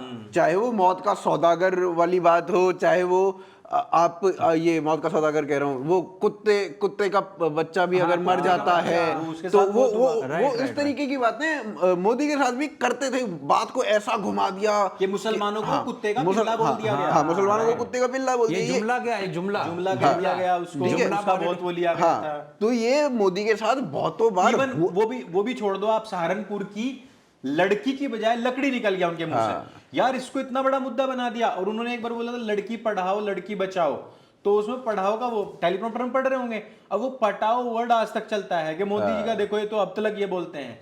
तो लड़की बोल दिया, तो सहारनपुर की लड़की, सुप्रिया जैसे बड़े बड़े नेता और डोनाल्ड ट्रंप आप कैसे भूल गए? डोनाल्ड ट्रंप, वो तो उन्होंने जानबूझ के ही बोला आई थिंक, क्योंकि वो स्वामी विवेकानंद का नाम नहीं ले पाया था, तो उसने कहा कि बेटा अब तू मेरा देख, अब मैं तेरे को बताता हूँ। वो तो उनका मतलब है ना, वो एक होता है ना कि हाथ के हाथ जवाब देना, अब मैं तेरे नाम के साथ करूंगा। अरे वो थोड़ी तो मेरे को यही लगता है कि मुझे कई बार देखा मैंने ये। तो मेरे को यही लगता है कि मोदी जी के साथ ये सब कुछ हुआ है और पूरे डेकेड तक हुआ है। यस। तो मोदी जी अब वो पूरा बदला ले रहे हैं, सूद समेत वसूल कर रहे हैं। नहीं, तो वो जैसे करना को तैसा वो वाली क्या है बात ना कि वो पॉलिटिक्स का पार्ट है भाई वो। हाँ, सही बात अब क्या है ना कि उस पॉलिटिक्स में जैसे इवन मौत का सौदागर भी था ना, मौत का सौदागर नरेंद्र मोदी को बोला गया था, वो सोनिया गांधी भाई ने। बिच्छू बोला, सांप बोला, चूहा उसके बोला, बाद पता नहीं क्या क्या नहीं बोला यार। मौत का सौदागर के बाद अगले ही दिन रैली हो रही थी गुजरात में, गुजराती में भाषण पड़ा हुआ है आज भी यूट्यूब में, आप देखेंगे ना उस भाषण को, हो सकता है आज भी आपके रोंगटे खड़े हो जाएं। जिस अंदाज में नरेंद्र मोदी बोल रहे हैं कि मुझे मौत का सौदागर बोला गया है, फिर सामने वाले लोग जो है ना उनको बोल रहे हैं कि आपने मौत के सौदागर को यहां पर बिठाया हुआ है, वो लोगों पर बात डाल दी है कि आपने मौत का सौदागर चुना है, कि आप मानते हो इस चीज को। तो जो एक प्रश्न पूछने की कला है, सामने वाले इंटरेक्ट करने की कला है, उससे साला तुम लोहा ले रहे हो। पता नहीं, मैं वही कह रहा हूँ, वही चीज है। और वो देखो ना, सैम पित्रोदा की, मणिशंकर अय्यर की आप बात कर रहे हो, पवन खेड़ा, ये लोग हैं राहुल गांधी के गुरु। आप ये केवल उन्हीं का नहीं है कि भाई उन्होंने, हम लास्ट वाले पॉडकास्ट में शायद ये बात कर रहे थे कि भाई 350 करोड़ पहुंच भी गए तो फिर 400 तक पहुंचाने का काम मणिशंकर अय्यर, सैम पित्रोदा और इन सब लोगों का लग गए। वो होना ही था। और वो अभी जो आपकी बात कर रहे थे इसकी, फारूक अब्दुल्ला की, तो उसने कहा है कि मेरे यहाँ हम कौन सा इस तरीके से बात कर सकते हैं, वो एक एटॉमिक पावर है, वो हमारे ऊपर बम गिरा देंगे तो हमारा क्या होगा। तो ये मणिशंकर अय्यर ने बोला है, ये मणि ने भी बोला, उससे पहले फारूक ने भी बोल चुका था उसको। तो मैं ये कह रहा था कि एक इसमें हम दो चीजों को हमें बात में समझना पड़ेगा कि एक तो नेहरूवियन जो एक तरीके से तानाशाही समझ लो या फिर राजशाही जो चली आ रही थी, वो उसका भूत अभी तक सोनिया गांधी, प्रियंका गांधी, राहुल गांधी के दिमाग से उतरा नहीं है। दूसरा, हमें ये लग रहा था कि इन इलेक्शन तक आते आते कि 14 का हारा, 19 का हारा, 24 में कम से कम राहुल एंड टीम और उसके गुरुजन कुछ सीरियस हो जाएंगे और सीरियस होकर के बात करेंगे। तो हमें ये लग रहा था और मुझे बहुत उम्मीद थी कि राहुल गांधी उस तकव्वुर, उस अहंकार से बाहर निकल करके बात करेगा जिसमें वो पहले किया करता था। लेकिन इस बार आप देखोगे ना तो उसमें अहंकार और ज्यादा है, उसके बात करने के तरीके में अहंकार बहुत ज्यादा है, उसके अपशब्दों में बहुत ज्यादा बढ़ोतरी हो गई है और उसका नरेंद्र मोदी के संबोधन को लेकर के तरीका है ना बहुत रूड हो चुका है। वो जो कि इंडियन कल्चर में कभी भी एक्सेप्टेंस उसको मिलेगी सही नहीं। बात है। और प्रियंका गांधी वड्राइन का भी इसी तरीके से है कि उसका बोलने का तरीका वैसा रूड हो चुका है कि हम उस लेवल पर कभी सोच नहीं सकते कि एक 73 साल के व्यक्ति के हम इस तरीके से बात करेंगे। जिस टाइम नरेंद्र मोदी को मौत का सौदागर कहा गया था तो नरेंद्र मोदी ने सोनिया गांधी के लिए अपशाब्दिक या ऐसे प्रयोग नहीं किए थे। सोनिया बेन बोलते थे, इवन मनमोहन सिंह को भी हमारे प्रधानमंत्री बोलते थे और राहुल गांधी को शहजादा बोलते थे। तो वो बात उनके वर्डिंग कभी नहीं आई कि इस पर कभी सवाल उठ सकता हो। लेकिन अभी आप देखोगे ना, क्यों नरेंद्र मोदी डर गया ना, तू पीछे वो गांधी का फोटो लगा हुआ है, हाँ डर गया ना, अभी तो तेरी बोलती नहीं निकल रही। इस तरीके की जो भाषाओं का प्रयोग है ना, वो मुझे लग रहा है कि वो इस बार पिछली बार से भी भयंकर हार कांग्रेस को मिलने वाली है। और नरेंद्र मोदी एंड टीम का जो आप देख रहे हो ना भाई, ये कोमाडो ड्रैगन है सारे, ये ये खुद खा जाएंगे कांग्रेस को, छोड़ने नहीं वाले। वो खुद ये अपनी पूंछ को जैसे पीछे से खाते चले जाते हैं ना, वही वाले हैं ये। और ये जो ऊपर से देखो मणिशंकर योगी अय्यर जी है ना, ये जो मणिशंकर अय्यर, ये तो सबसे बड़ा है। ये साला पाकिस्तान में जाके बोल के आया टीवी चैनल पर कि वो पूछता साथ है दो कि हमारा। भाई, हाँ वो पूछता है कि भाई आप कैसे ये कैसे सिलसिला जो है ये सारी चीजें ठीक होंगी। कहता आप हमें लाइए, साले तुम वो पाकिस्तानी तुम्हें लाएंगे, पाकिस्तान लेके आएगा ना। आज तक मुद्दा बन, वो होता आया है ना। इंदिरा गांधी के टाइम से आप देख लो कि पाकिस्तान कहीं ना कहीं कुछ ना कुछ ऐसे करते थे इलेक्शन के टाइम पे, और वो फिर मुद्दा बनाते थे कि देखो पाकिस्तान हम पे हावी हो रहा है। जैसे पाकिस्तान अभी इंडिया का खतरा दिखाता है, वो कहता है कि देखो उन्होंने ये कर दिया वो कर दिया, अब इमरान खान को मुझे वोट तोड़ो। वो करते हैं इसी तरीके से ही, और ये लोग करते थे उस तरीके से पहले। भाई देखो, मेरा साफ साफ कहना ये है कि मोदी जब से आया है तो इंडिया और चाइना की राइवलरी की बात होती है, इंडिया पाकिस्तान की राइवलरी की बात नहीं होती है। तो हमारा जो दुश्मन है ना, वो भी अपग्रेड हो गया है। तो ये लोगों को दिखता है। पहले इंडिया पाकिस्तान की बात होती थी, अब इंडिया चाइना की बात होती है। हाँ, ये आप कुछ कह रहे थे अजीत भाई, आप कुछ कह रहे थे। मैं ये बोल रहा था कि मोदी ने आदर्शों की राजनीति जो है वो त्याग दी है। जो अनुज भाई ने बोला ना कि वाजपेयी जी रैली में भी इस तरह की बातें नहीं किया करते थे, तो कहीं ना कहीं उसकी आवश्यकता दिखी भाजपा को कि यार ये बुजुर्गों का जो ये अपना लोड लेकर के अतिरिक्त चलते हैं कि नहीं हमें जो है टोन एक तरह का ही रखना है, भले हमें सामने वाला गाली देता रहा, तो इससे काम होगा नहीं, वो हमें शेड करना ही पड़ेगा। और इसी कारण से मुझे लगता है कि यदि सामने वाला आपको कुछ नहीं भी कह रहा हो ना, तो पीछे इन्होंने इतने पाप कर रखे हैं कि उस पूरे का हिसाब जो है इकट्ठा करके केवल मोदी नहीं ले रहा है, हिमांता विश्वा शर्मा भी बोल रहा है कि हाँ पाकिस्तान में बहुत फेमस है राहुल गांधी, वहाँ पे जाकर के चुनाव लड़ ले।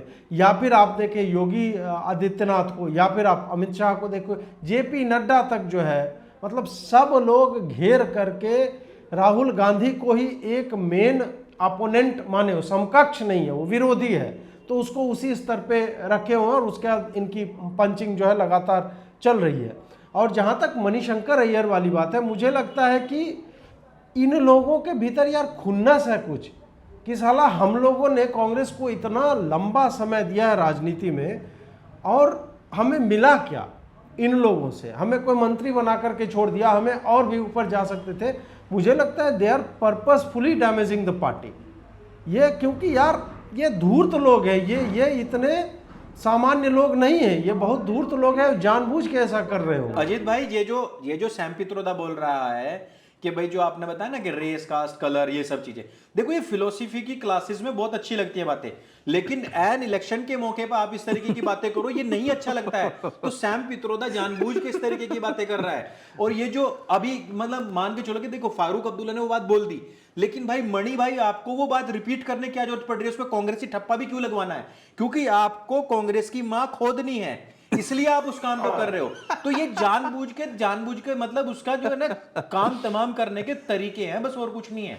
सैम पिट्रोडा और मणिशंकर अय्यर को देखने के बाद और ये जानने के बाद कि राहुल गांधी सैम पिट्रोडा का शिष्य है, तो मतलब एक ही बात याद आती है कि जब भाई गोडाउन ऐसा है तो शोरूम तो ऐसा ही होगा ना। ऐसा ही होगा ना। अब तीसरा विषय यह है कि अब 3 चरण के चुनाव हो गए। पहले 2 चरण में जब डेटा आया था, टेंटेटिव डेटा, तो 60% के लगभग में हवर कर रहा था, लेकिन बाद में जब डेटा आया तो बोला नहीं, इट इज़ एट पार, 66-65% के ऊपर फर्स्ट भी सेकंड भी, और थर्ड में भी 5 बजे तक 60% ही दिखा रहा था, लेकिन 2 दिन के बाद डेटा आया कि नहीं, थर्ड में भी 66% वोटिंग हुआ, which is at par with 2019।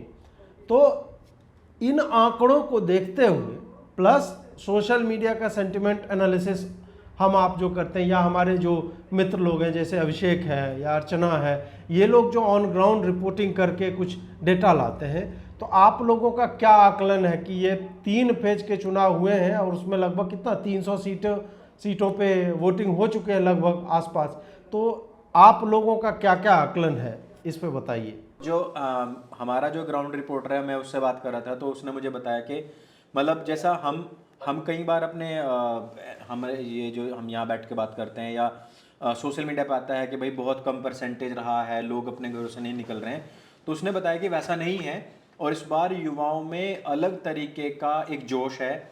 और जो लड़के नरेंद्र मोदी जब फर्स्ट टाइम प्रधानमंत्री बने थे, जो उस टाइम पर 8-10 साल के थे और जो उस टाइम से लेकर 10 साल तक सब कार्यकाल उनका देखा है और फर्स्ट टाइम वोटर हैं, वो बहुत ज़्यादा घरों से निकल रहे हैं बिकॉज उनको लग रहा है कि पहली बार ऐसा मौका है कि जो 8-10 साल का हमारे अंदर था कि भाई हमने इतने अच्छे काम होते देखे हैं, तो वो फर्स्ट टाइम वोटर तो जा रहे हैं, बहुत बड़ी मात्रा में जा रहे हैं वोट करने के लिए। दूसरा ये है कि जो second time third time voter हैं उनमें भी बहुत अच्छा उत्साह है, वो भी जा रहे हैं। एक जो उन्होंने बताया कि जो थोड़ा सा मान के चलो कि अपर या अपर मिडिल क्लास के जो लोग हैं उनमें एक थोड़ा सा वो है कि भाई उदासीनता है कि अब वोट करे या ना करे, हमारे करने से अकेले से क्या होगा। दूसरा उन्होंने बताया कि जो कोर कांग्रेसी वोटर थे, यानी कि हिंदुओं के जो वोटर थे, तो हिंदुओं में से वो लोग हैं जो कह रहे हैं कि जीतेगा तो है नहीं कांग्रेस का कोई भी जो कैंडिडेट है, आएगा तो मोदी, तो हम भी वोट करने नहीं जाएंगे। तो वो जो हमने अब से आई थिंक पहले चरण के बाद हमने बात की थी कि बहुत सारा उदासीन वोटर है जो कांग्रेस का मान लो या विपक्ष का मान लो कि भाई हमारा कैंडिडेट आएगा तो है नहीं, तो एग्रेसिव वोटिंग का भी कोई फायदा है नहीं, और वो खासकर है हिंदू ही, लेकिन वो घरों से नहीं निकला है। फिर उसने बताया कि नहीं, मुस्लिम्स में बहुत ज्यादा वोटर हैं जो बाहर निकल रहे हैं और इवन बाहर देशों से भी उनको बुलाया जा रहा है, भले उनका कैंडिडेट बहुत छोटा हो, लेकिन वो लोग भी किसी भी तरीके से पैसे का इंतजाम कर रहे हैं। इवन विदेशों तलक के लोगों को बुलाकर, मतलब जो बाहर काम कर रहे हैं, विदेशों में जो काम कर रहे हैं, उनको बुलाकर के भी यहाँ वोटिंग की जा रही है और अपने एरियाज में भीड़ दिखाने के लिए, अपना इन्फ्लुएंस दिखाने के लिए आस पड़ोस के जो जिले हैं वहाँ के मुसलमानों को भी बुला रहे हैं अपनी रैलियों में, बड़ी बड़ी रैलियां करने के लिए।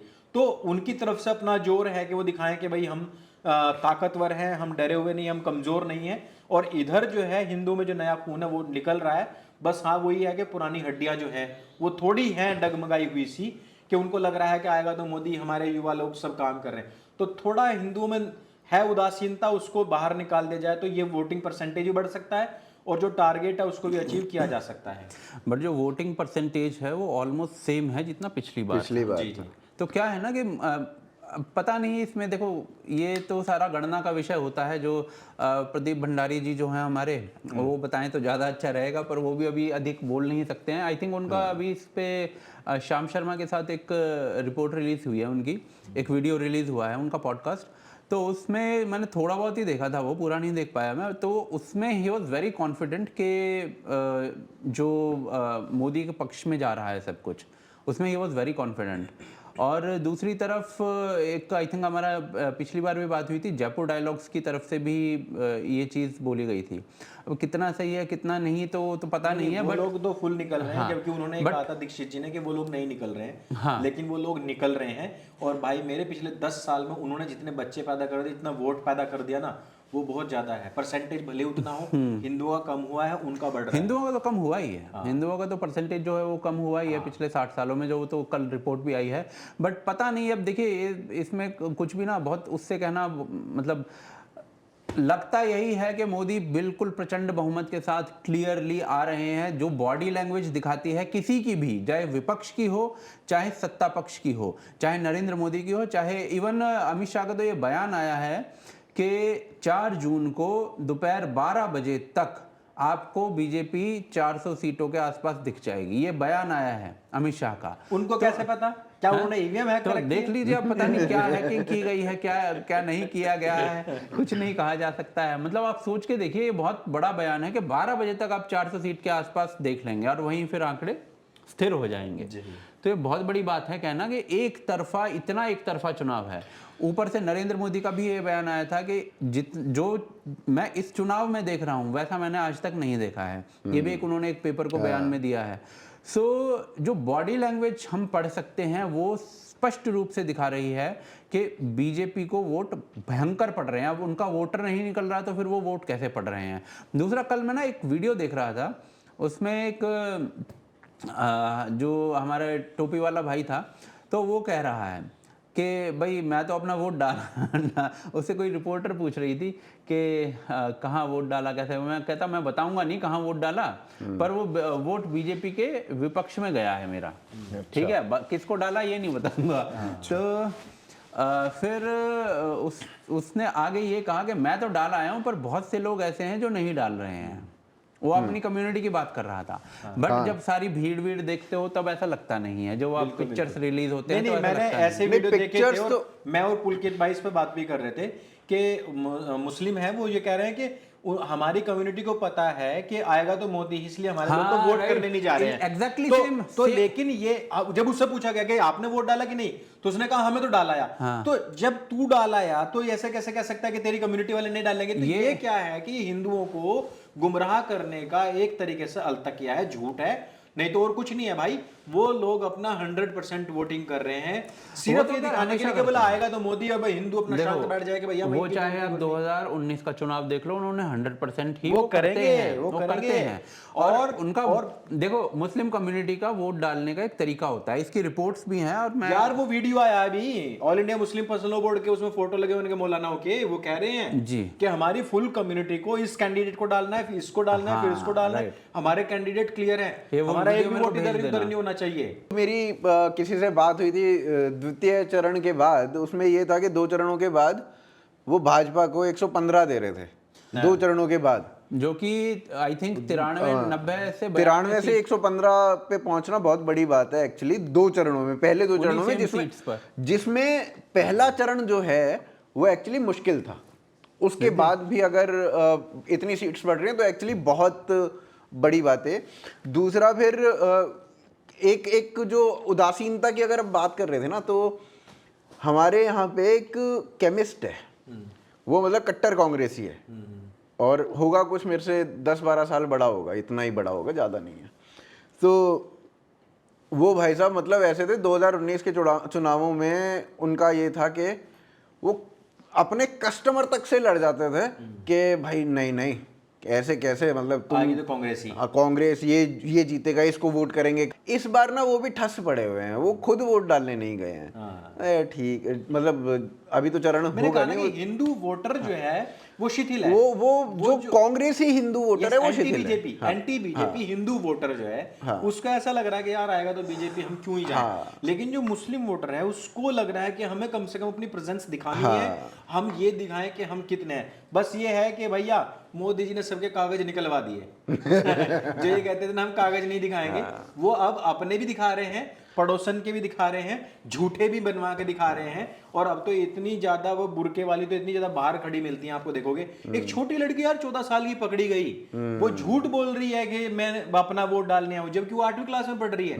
वो 14-15 साल की लड़की, मतलब इतना ज्यादा कागज दिखाया जा रहा है, इतना ज्यादा कागज दिखाया जा रहा है जितना की कागज है भी नहीं। बाहर के लोग भी यहाँ आकर के अपने कागज बनवा करके वोटिंग कर रहे हैं, वो भी कागज दिखा रहे हैं। जो उन्होंने बत्ती बना के लिया हुआ था वो निकाल कर दिखा रहे हैं। वो बकरी खा गई थी कागज, बकरी को साला पैदा किया गया दोबारा से, ये तो कर देते हैं ना। उसी से ही तो उसी बकरी को फिर बनाया गया, फिर उसके पेट से फिर से कागज निकाले गए और फिर से दिखा के जाके मारा गया ठप्पा। तो ये चीजें हैं भाई, लेकिन उदासीनता केवल और केवल वो हिंदू समाज में है। मुस्लिम जो कह भी रहे हैं उसमें उदासीनता नहीं है, वो सिर्फ हिंदुओं का बेवकूफ बनाने का एक तरीका है। एक और चीज जो देखने को मिले वो ये भी है कि इस बार बहुत सारे जगहों पे, विशेषतः बिहार की यदि मैं बात करूं, तो वो लोग अपने सांसदों को नहीं चुन रहे हैं। वो यही बोल रहे हैं कि यार इसको तो हम साला वोट ना दें, इसके जगह कुत्ता खड़ा कर दो उसको दे देंगे। मैं अपने क्षेत्र की यदि बात करूं तो इस तरह के सेंटिमेंट्स हैं। गिरिराज सिंह की मैं बात कर रहा हूं, इनको अपने कास्ट के लोगों ने, मतलब इनके नॉमिनेशन में 1500 लोग गए थे गिरिराज सिंह के नॉमिनेशन में, लेकिन जीतेगा वो कंफर्टेबली। इस कारण से वो कंफर्टेबली जीतेगा क्योंकि लोग मोदी को वोट देना चाहते हैं। सारे लोग यही कह रहे हैं कि इस बार वो काम धाम नहीं कर रहा है, और बहुत जगह पे ये बात हो रही है। अच्छा, वो बयानबाजी तो बहुत करते हैं, दुनिया भर काम की करने में सीटें क्या हैं। दिक्कत है? इनफैक्ट जिस सीट पर हम मतदान करेंगे उस सीट पर भी यही हाल है। आज सुबह मेरे घर में यही बात हो रही थी और हमारे पिताजी कह रहे थे भाई वो जीतता है ना इस बार। तो मैंने कहा कौन जीतता है फिर? तो फिर बता रहे कि ये जीतेगा, क्योंकि मैं जहाँ जा रहा हूँ उसके बारे में बात हो रही है। पर अंततोगत्वा क्या होने वाला है कि जिस दिन मतदान होगा उस दिन लोग मोदी के नाम पर वोट डालेंगे। बहुत सारे कैंडिडेट्स ऐसे हैं जिनके साथ एंटी इनकम्बेंसी जुड़ गई है। देखो भाई, कैंडिडेट्स के मैं साथ तो अपनी बताऊं, हमारे मुजफ्फरनगर का संजीव बालियान काम बहुत करा है, बढ़िया आदमी है, जीतेगा भी वही। और वोट देखो उस बंदे को उसके नाम पर उसके काम पे मिलेगी। हालांकि तो है ही भाई, मोदी वाला सेंटीमेंट तो जुड़ा हुआ है, लेकिन उस बंदे ने काम बहुत करे हैं। देखो इसमें एक नहीं चीज, तो जी हाँ बोलिए बोलिए बोलिए। इसमें एक चीज ये मैं भी ये होती बोल है। रहा था कि अजीत भाई बोल रहे हैं, मैं बता रहा हूं, बोलो अजीत भाई बोलो, बोल रहे आप हैं। बोलो भाई, अजीत अजीत भाई आप भाई। बोलो, हम चुप है, फिंगर ऑन द लिप्स। मैं ये बोल रहा था कि जैसे 303 सांसद हैं भाजपा के, उसमें 25 सांसद के अलावा 278 सांसद ऐसे होंगे जो केवल और केवल मोदी के नाम के कारण जीतते हैं। उनकी अपनी सांसदी के कारण उनके अपने सीटों पे कोई उस तरह का प्रभाव नहीं होगा। हाँ, मोदी ने काम किया तो नेचुरली उनके जगहों से दिख जाएगा। इससे मुझे एक और चीज़ याद आ गई, उस पर भी थोड़ी टिप्पणी आप लोग कर दीजिएगा। क्या आप लोगों ने प्रियंका गांधी की वो देखी वीडियो जिसमें मोबाइल के फ्लैश लाइट्स चमका के वो कहीं ला गाँव में खड़ी है। ला ऐसे करके ये वाला जो चल रहा है, और उसको एक कोई अनारकली ऑफ आरा के जो है डायरेक्टर है, उन्होंने लिखा कि वो एक दृश्य नहीं है, वो पूरी पूरी एक कविता है। तो इस पे भी थोड़ा सा मतलब जोड़ करके बताइए। नहीं, उससे पहले क्या हुआ था, पहले ना वहां बटन दबाए गए थे, पौ पौ पौ पौ पौ पौ पौ पौ। फिर वहां जादू उतरा, जादू ने कहा धूप। फिर उन्होंने कहा कि धूप तो हम दे नहीं सकते, तो हम ये कर सकते हैं। तो फिर वहां उनको वो रोशनी दी गई। फिर जादू से कहा जा रहा है कि अब जादू से ना कांग्रेस को 150 सीट हमें चाहिए, बस बाकी तो जितनी बची है वो सब मोदी जी ले जाए, 400 पार वो हो जाएंगे, इसलिए हमें बस 150 चाहिए। तो फिल्म का जो डायरेक्टर है उस पर एक्चुअली वो कविता क्यों बना रहा है कि पहले वो साउंड आया पीछे से पौ पौ वाला, फिर वो उसमें धूप पड़ रही है, वो टॉर्च पड़ रही है, और उसके बाद आकर के वो एक नई फिल्म की कहानी वहां से बन रही है। क्योंकि वो कविता वो इसलिए भी बना रहा है क्योंकि वो वोट तो बना नहीं सकता, वोट तो बना नहीं सकता, कविता ही बना दे, नहीं बना सकता। आप फैंटेसी नॉवल लिखिए, जेके रोलिंग को आप फेल कर देंगे। क्या आप 2.5-3 मोर्चा लिख रहे हो? जी, आप हैरी पॉटर वगैरह से बेटर लिख सकते हैं, आप प्रयास कीजिए। ये थी असल बात वो। जी हाँ, तो आपने तो बात का मैया का दैया कर दिया लाला। बात क्या है, आप तो इस पे कुछ बोल नहीं सकते आप। मैंने तो वो बताया ना कि मतलब वो क्या था ना, बिहाइंड द कैमरा जो सीन हुआ था वो ये था। वो तो बाकी वो तो फिल्म शूट करके आपके सामने भेज दी गई। बाकी तो प्रियंका गांधी भाई 150 पार करवा के मानेगी इस बार। प्रश्न ये है कि प्राइम मिनिस्टर की इकोनॉमिक एडवाइजरी कमेटी ने जो अभी 167 राष्ट्रों के ऊपर सर्वेक्षण किया था कि कैसे डेमोग्राफिक शिफ्ट्स हुए हैं अलग अलग राष्ट्रों में और उसका गवर्नेंस पे क्या असर पड़ा है इस पे, तो वो तो एक बहुत ही वाइडर विषय है। हम सब ने उसको पढ़ा भी है, और हो सकता है मैंने तो वीडियो भी लंबा सा किया, और हो सकता है कि आप लोग भी आने वाले समय में करेंगे ही। इसमें एक जो डेटा आया, जो डेटा सबको पता था पहले से ही कि मुसलमानों का ग्रोथ रेट 43% बढ़ा है, और हिंदुओं का जो है पॉपुलेशन में भागीदारी लगभग 8% के लगभग जो है वो नीचे गई है। नंबर्स ऑब्वियसली हिंदुओं के बढ़े होंगे और मुसलमानों के भी बढ़े होंगे, क्योंकि पॉपुलेशन का वो नेचुरल प्रोग्रेशन है। लेकिन यहाँ पे एक बात जो आती है कि इस तरह से लगातार जो हमारे रिसोर्सेज हैं वो लिमिटेड हैं, और एक जनसंख्या जो है वो लगातार लगी हुई है कि बच्चे तो अल्लाह की देन है, लेकिन गरीबी मोदी और योगी की देन है। इन सब को लेकर के पहले तो इस डेटा के ऊपर आप लोगों के पहले आप लोगों की प्रतिक्रिया क्या है वो कीजिए, उसके बाद मैं फिर इससे संबंधित दूसरा प्रश्न। भाई इस पे ना मैं एक बात और जोड़ना चाहता हूँ, फिर वो उन दोनों बातों को मिला के हम चर्चा में सम्मिलित कर लेते हैं। अभी जो डेटा आपने बोला वो डेटा जो है वो भारत का है, जो अभी भारत है उसका, ठीक है। अब उसमें हिंदुओं की संख्या जो है 8% से घट जाती है। लेकिन जब हम स्वतंत्रता की बात करते हैं तो 1947 या 1950-51 की अगर हम बात करें तो उस समय 28% हिंदू पाकिस्तान, मतलब ईस्ट पाकिस्तान और वेस्ट पाकिस्तान में हुआ करता था।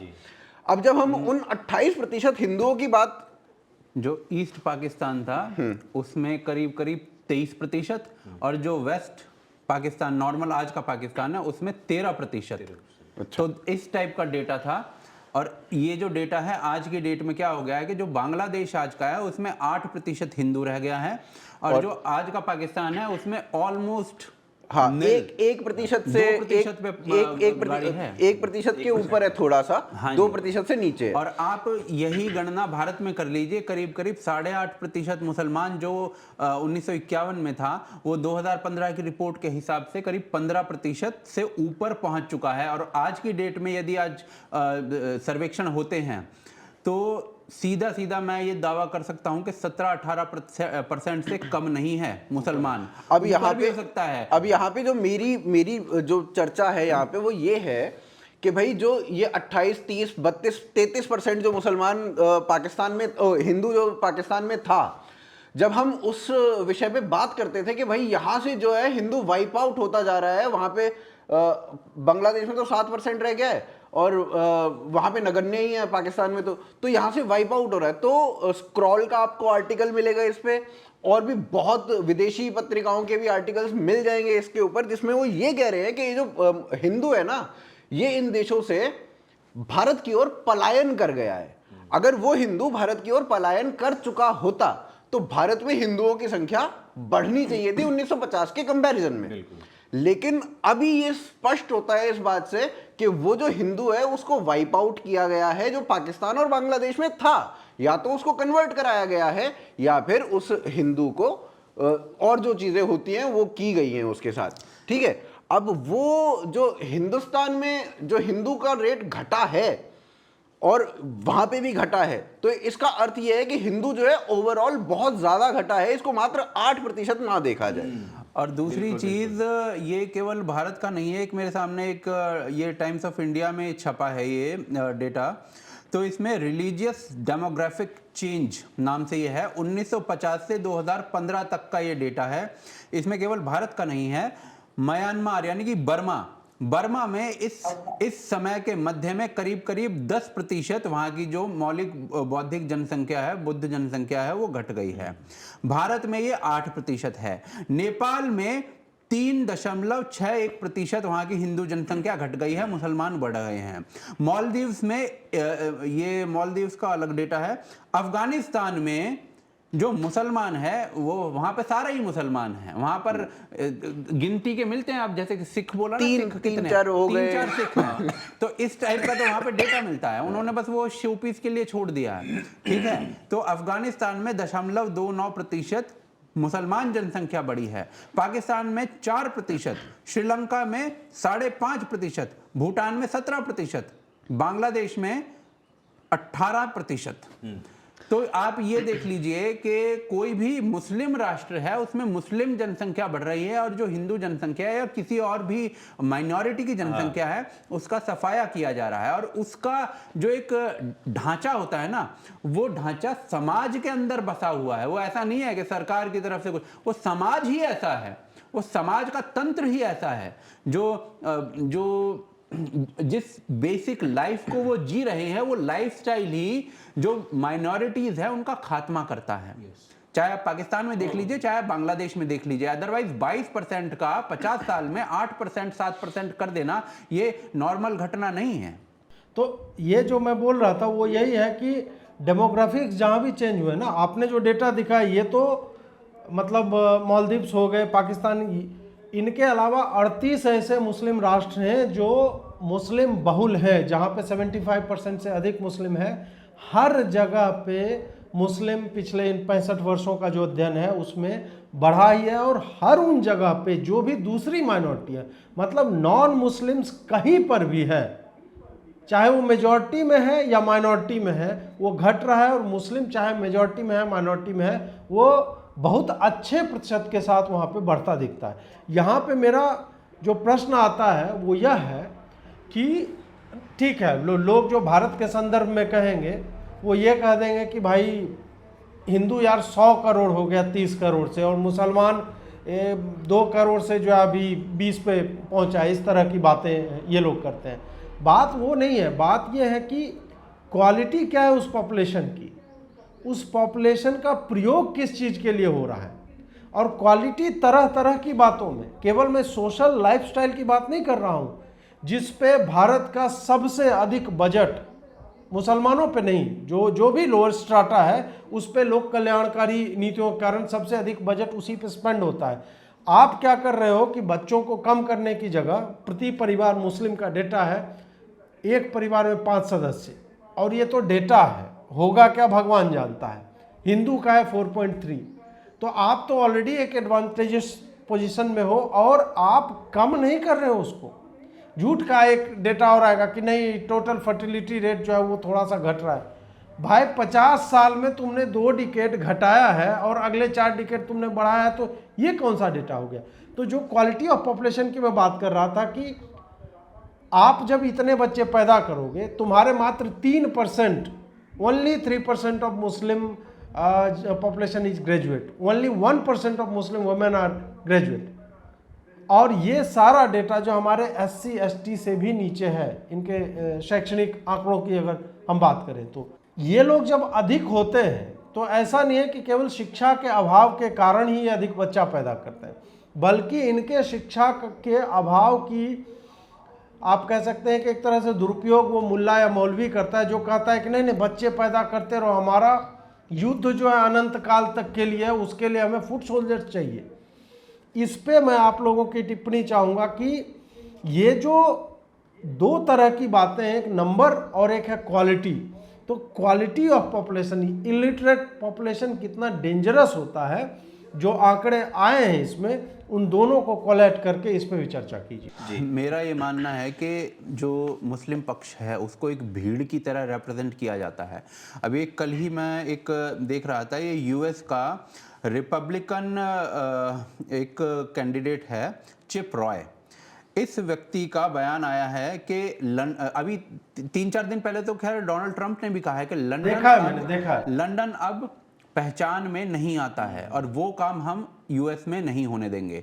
उसके बाद ये रिपब्लिकन कैंडिडेट है, उसका बयान आया है कि they want sharia and getting elected, we have 51 million born in America and they 20 to 25 million kids. They का मतलब मुसलमान, 20 से 25 मिलियन बच्चे जो हैं वो मुसलमान और 51 मिलियन टोटल। आप सोचिए कि किस रेट से ये बच्चे हो रहे होंगे कि आधे बच्चे अमेरिका में मुसलमान हो रहे हैं। और वो क्या अभी आपने लंदन का एग्जांपल देख लीजिए, लंदन में जो 15% मुस्लिम जनसंख्या है वो अपना मेयर बना रही है, बिकॉज 100% वहां पर वोटिंग हो रही है उस पे, और ऊपर से 3 कैंडिडेट और थे। 3 लीड्स का था एक, तो नहीं लंदन की मैं बात कर रहा हूँ, लंदन में 3 कैंडिडेट्स और थे। तो जो बाकी जनसंख्या थी 85%, उनमें जो पर्टिकुलर लोग वोट डालने गए हैं उनका वोट 3 कैंडिडेट में बटा है, और मुस्लिम जनसंख्या ने 100% वोट एक व्यक्ति को देकर 10 लाख वोट उसको पड़े हैं, और बाकियों को जो सेकंड कैंडिडेट है उसको 8 लाख वोट पड़े हैं। तो सोच लीजिए 85% जनसंख्या जो है वो 8 लाख वोट दे पाई है किसी को। और वहां पर रहने वाले जो इंडियन मुस्लिम्स हैं वो भी उस पाकिस्तानी के लिए वोट करते होंगे। हाँ जो यहाँ से गए हाँ जी, वो भी तो उसी के वो लिए तो उम्मा है भाई ना। मुसलमान के लिए फिर राष्ट्र का कॉन्सेप्ट थोड़ा है, उम्मा है वो तो फिर मुसलमान है, सादिक खान उसको दे रहा है। न केवल चिप रॉय बल्कि एक डेनमार्क की या किसी की वो एक रिप्रेजेंटेटिव थी, उसने भी बताया कि पूरे यूरोप के मेजर सिटीज 54%, 70% ये सारे के सारे आउट पॉपुलेटेड हो रहे नेटिव रेसेस। ठीक है, एक कॉलोनी होने के कारण, एक भारतीय होने के कारण मुझे तो अच्छा लग रहा है कि चलो साला बर्बाद हो जाए ये पूरा का पूरा यूरोप। मैं तो वो चाहता हूं कि ऐसा हो, क्योंकि इन्होंने हमें लूटा है बहुत। लेकिन दूसरी तरफ यदि देखा जाए तो इन लोगों की ऐसी ऐसी बेकार की पॉलिसीज रही है कि नहीं नहीं इमिग्रेंट्स हैं उनको आने दो। ये सब आपने गर्वित ने उस दिन बताया था और अनुज ने भी बताया था कि क्राइम का डेटा किस तरह से 4 गुना अधिक तक है इनके पॉपुलेशन के रेशियो में देखा जाए। एक और वीडियो आया था, वो मोहम्मद हिजाब था कि किसका था, वो बोल रहा है कि भाई यदि तुम्हें लग रहा है कि लंदन में मुसलमान अधिक हो गए, तुम कहीं और चले जाओ, किसी दूसरी जगह बीबीसी में चले जाओ। बीबीसी की रिपोर्टर है, लेडी है, उसने कहा है कि हमें कोई समस्या नहीं है, आप यहां से निकल जाओ। और यही चीज हिंदुस्तान भी होती है। जब आप कभी ये इशू उठाओगे ना, तो आपको ये कह दिया जाएगा मुस्लिम एरिया, मुस्लिम एरिया क्या होता है भाई? मुस्लिम एरिया क्या होता है? आप कुछ भी इतना सी बात होती है, मुस्लिम एरिया में क्यों घुसे? है आप भूल रहे हो, AIUDF का एक सांसद है बदरुद्दीन अजमल, तो उसने स्पष्ट तौर पर ये बात कही थी कि हमें अपनी जनसंख्या कम करके सरकारी नौकरी लेने के उस पर विश्वास नहीं करना चाहिए, कि जैसे कि पॉलिसीज बन रही हैं कि जनसंख्या नियंत्रण कानून लाया जाएगा और जिसके 2 से ज्यादा बच्चे होंगे उनका राशन कार्ड नहीं बनेगा, उनको वोटर ID कार्ड नहीं दी जाएगी। हमें वो सब चीजें नहीं सोचनी है, हमें अपने बच्चे पैदा करने हैं और एक दिन सरकार अपनी बनानी है। फिर जब हमारी सरकार होगी, हमारी पॉलिसीज होंगी, तो हम ये कानून बना देंगे। ऐसे टाइम पे उनका विचार ऐसा होगा कि भाई हम सिर्फ और सिर्फ मुसलमानों को वोट देंगे और हिंदू सिर्फ वहां जम्मू कश्मीर की तरह कूड़ा उठाने और जो टॉयलेट्स है वो साफ करने के लिए रहेगा, जैसे कि पाकिस्तान में किया गया था, जैसे कि बांग्लादेश में किया गया था। जनसंख्या जो बढ़ रही है, जिसको हम देख रहे हैं ना, आज हम कह रहे हैं, हमारे नेता कह रहे हैं 140 करोड़ और इसमें मैक्सिमम युवा हैं, वो मैक्सिमम युवाओं में जो मैक्सिमम आबादी है वो मुस्लिम्स की है, जो तादाद जो बड़ी है वो मुस्लिम्स की है। अगर हम ये बात करने लग जाएं कि भाई 117 हिंदू बच्चे पैदा हो रहे हैं, तो उस पे 123 या 125 ही तो मुस्लिम बच्चे पैदा हो रहे हैं। लेकिन भाई वो तादाद आप 1 लाख पे लगाओ ना, फिर 1 लाख में आप ना वो हजारों की तादाद में बढ़ जाता है। इधर अगर करोड़ों में लगाओ, फिर उसके बाद करोड़ों में लगाओ आप, उधर करोड़ों बढ़ जाते हैं। तो यहाँ ये आंकड़ा सिर्फ हमें, वो मैं कह रहा था, मेरी बात रह गई थी अधूरी, कि कल को ध्रुव राठी या उसकी मंडली के लोग वीडियो बनाएंगे और कहेंगे कि अरे ये क्या होता है, कि मतलब उसमें बता दिया गया कि तुम्हारी 8% कम होगी, वो 43%। ये कुछ नहीं है, वो 30 करोड़ थे हिंदू आजादी के टाइम पे, अब देखो 100 करोड़ के आसपास पहुंच गए। लेकिन ये नहीं बताया जाएगा कि उस टाइम के हमारा प्रतिशत क्या था और आज के टाइम में हमारा प्रतिशत क्या है। हम 85 से डिक्लाइन होते हुए पहली बार 79 पे पहुंचे हैं, 78, हाँ 78 पे आ चुके हैं। पहली बार इस तरीके का वो हो रहा है। और आप ये देखो ना, खुलेआम जो लोग लड़कियों के साथ में जो लव जिहाद के केसेस को डिनाई कर रहे हैं, अभी कल ही एक लड़की मारी है, एक यादव की लड़की मारी है, और वो दोनों के दोनों मिलकर के, रानी यादव, हाँ वो दोनों के दोनों मिलकर के सपा की पार्टी में जाया करते थे। अब गगन यादव कहाँ है जो उनसे कह रहा था कि श्री राम वालों के अंदर का राम बाहर निकाल देंगे। अब क्यों नहीं निकल रहे हैं वो लोग बाहर? अब वो क्यों नहीं कह रहे हैं कि यादव की लड़की को मार दिया तो हम ये काम करेंगे या वो काम करेंगे? आप एरियाज में देखो, मुझे नहीं लगता है कि 18% 20% का कोई आंकड़ा है। आप किसी एरिया में निकल जाओ, पब्लिक ट्रांसपोर्ट की तरफ निकल जाओ, आप अस्पतालों में निकल जाओ, आप मेट्रो में निकल जाओ, अगर आपको अपनी तादाद से ज्यादा उनके बुरके, उनकी टोपियां, उनकी ये ना दिख जाए, उनकी पहचाने, वो इतना एक निशानियां जो दे रखी हैं अपने आप को कि भाई पता लगे कि हमारे लोग वो हैं वहां। आप लोगों, हम लोगों में नहीं पता लगेगा, सब लोगों के सिर पर शिखानी होती है, तो वो हमें और आपको नहीं पता लगेगा। लेकिन वहां आप किसी टोपी वाले को छेड़ दीजिए, वहां 50, जैसे होता है कौवे को अगर डला मार दो आप, तो 50 कौवे वहां इकट्ठे हो जाते हैं। तो वो वाला उस कम्युनिटी के अंदर है।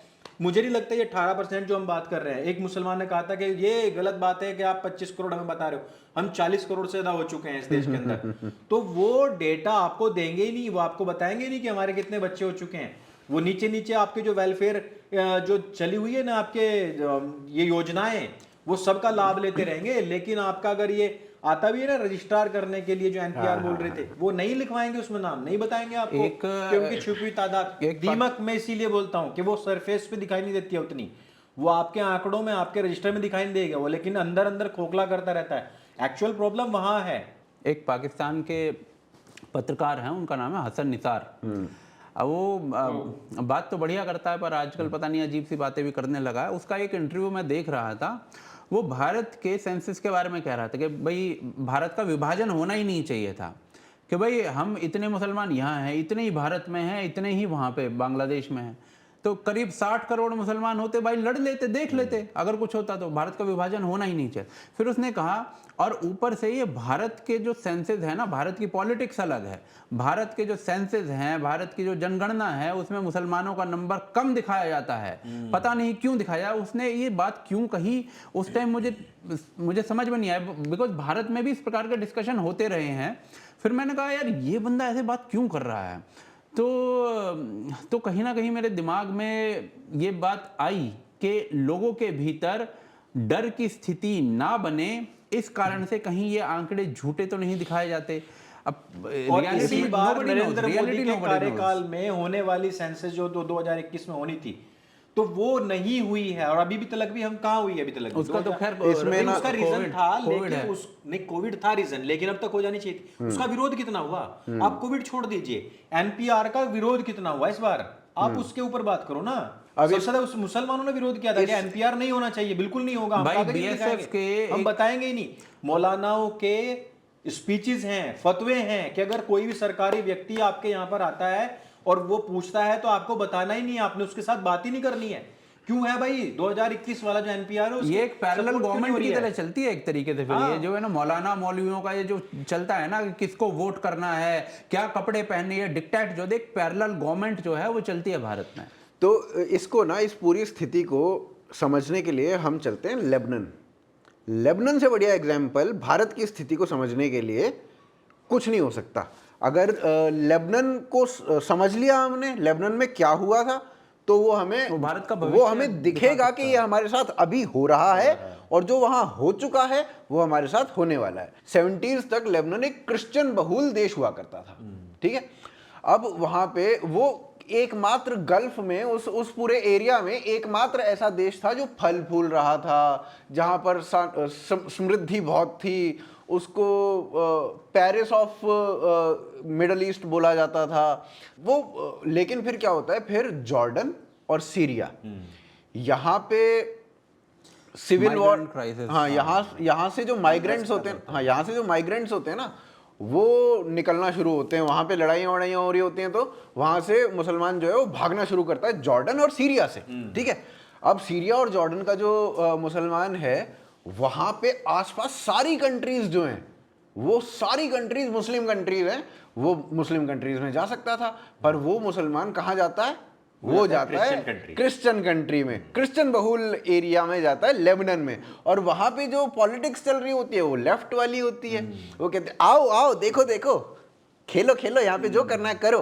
तो वो पॉलिटिक्स वहां पे लेफ्ट की पूरी चलती है, ठीक है।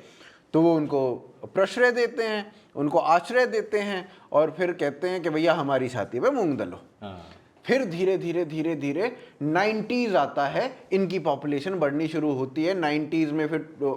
फिर वहां पे सिविल वॉर शुरू होती है हल्की मुल्की, जैसे अभी हमारे यहाँ पे हो रहा ना कि इधर कुछ किया तो बाइबल का कोई प्रोसेशन निकला, क्रिश्चियंस का कोई प्रोसेशन निकला, फ्रांस में हो रहा है आजकल वही चीज। हाँ, तो उनके ऊपर मारना शुरू कर दिया, पीटना शुरू कर दिया, पथराव शुरू हो गए, इस तरीके की चीजें वहां पे, इस तरीके की घटनाएं शुरू होती हैं।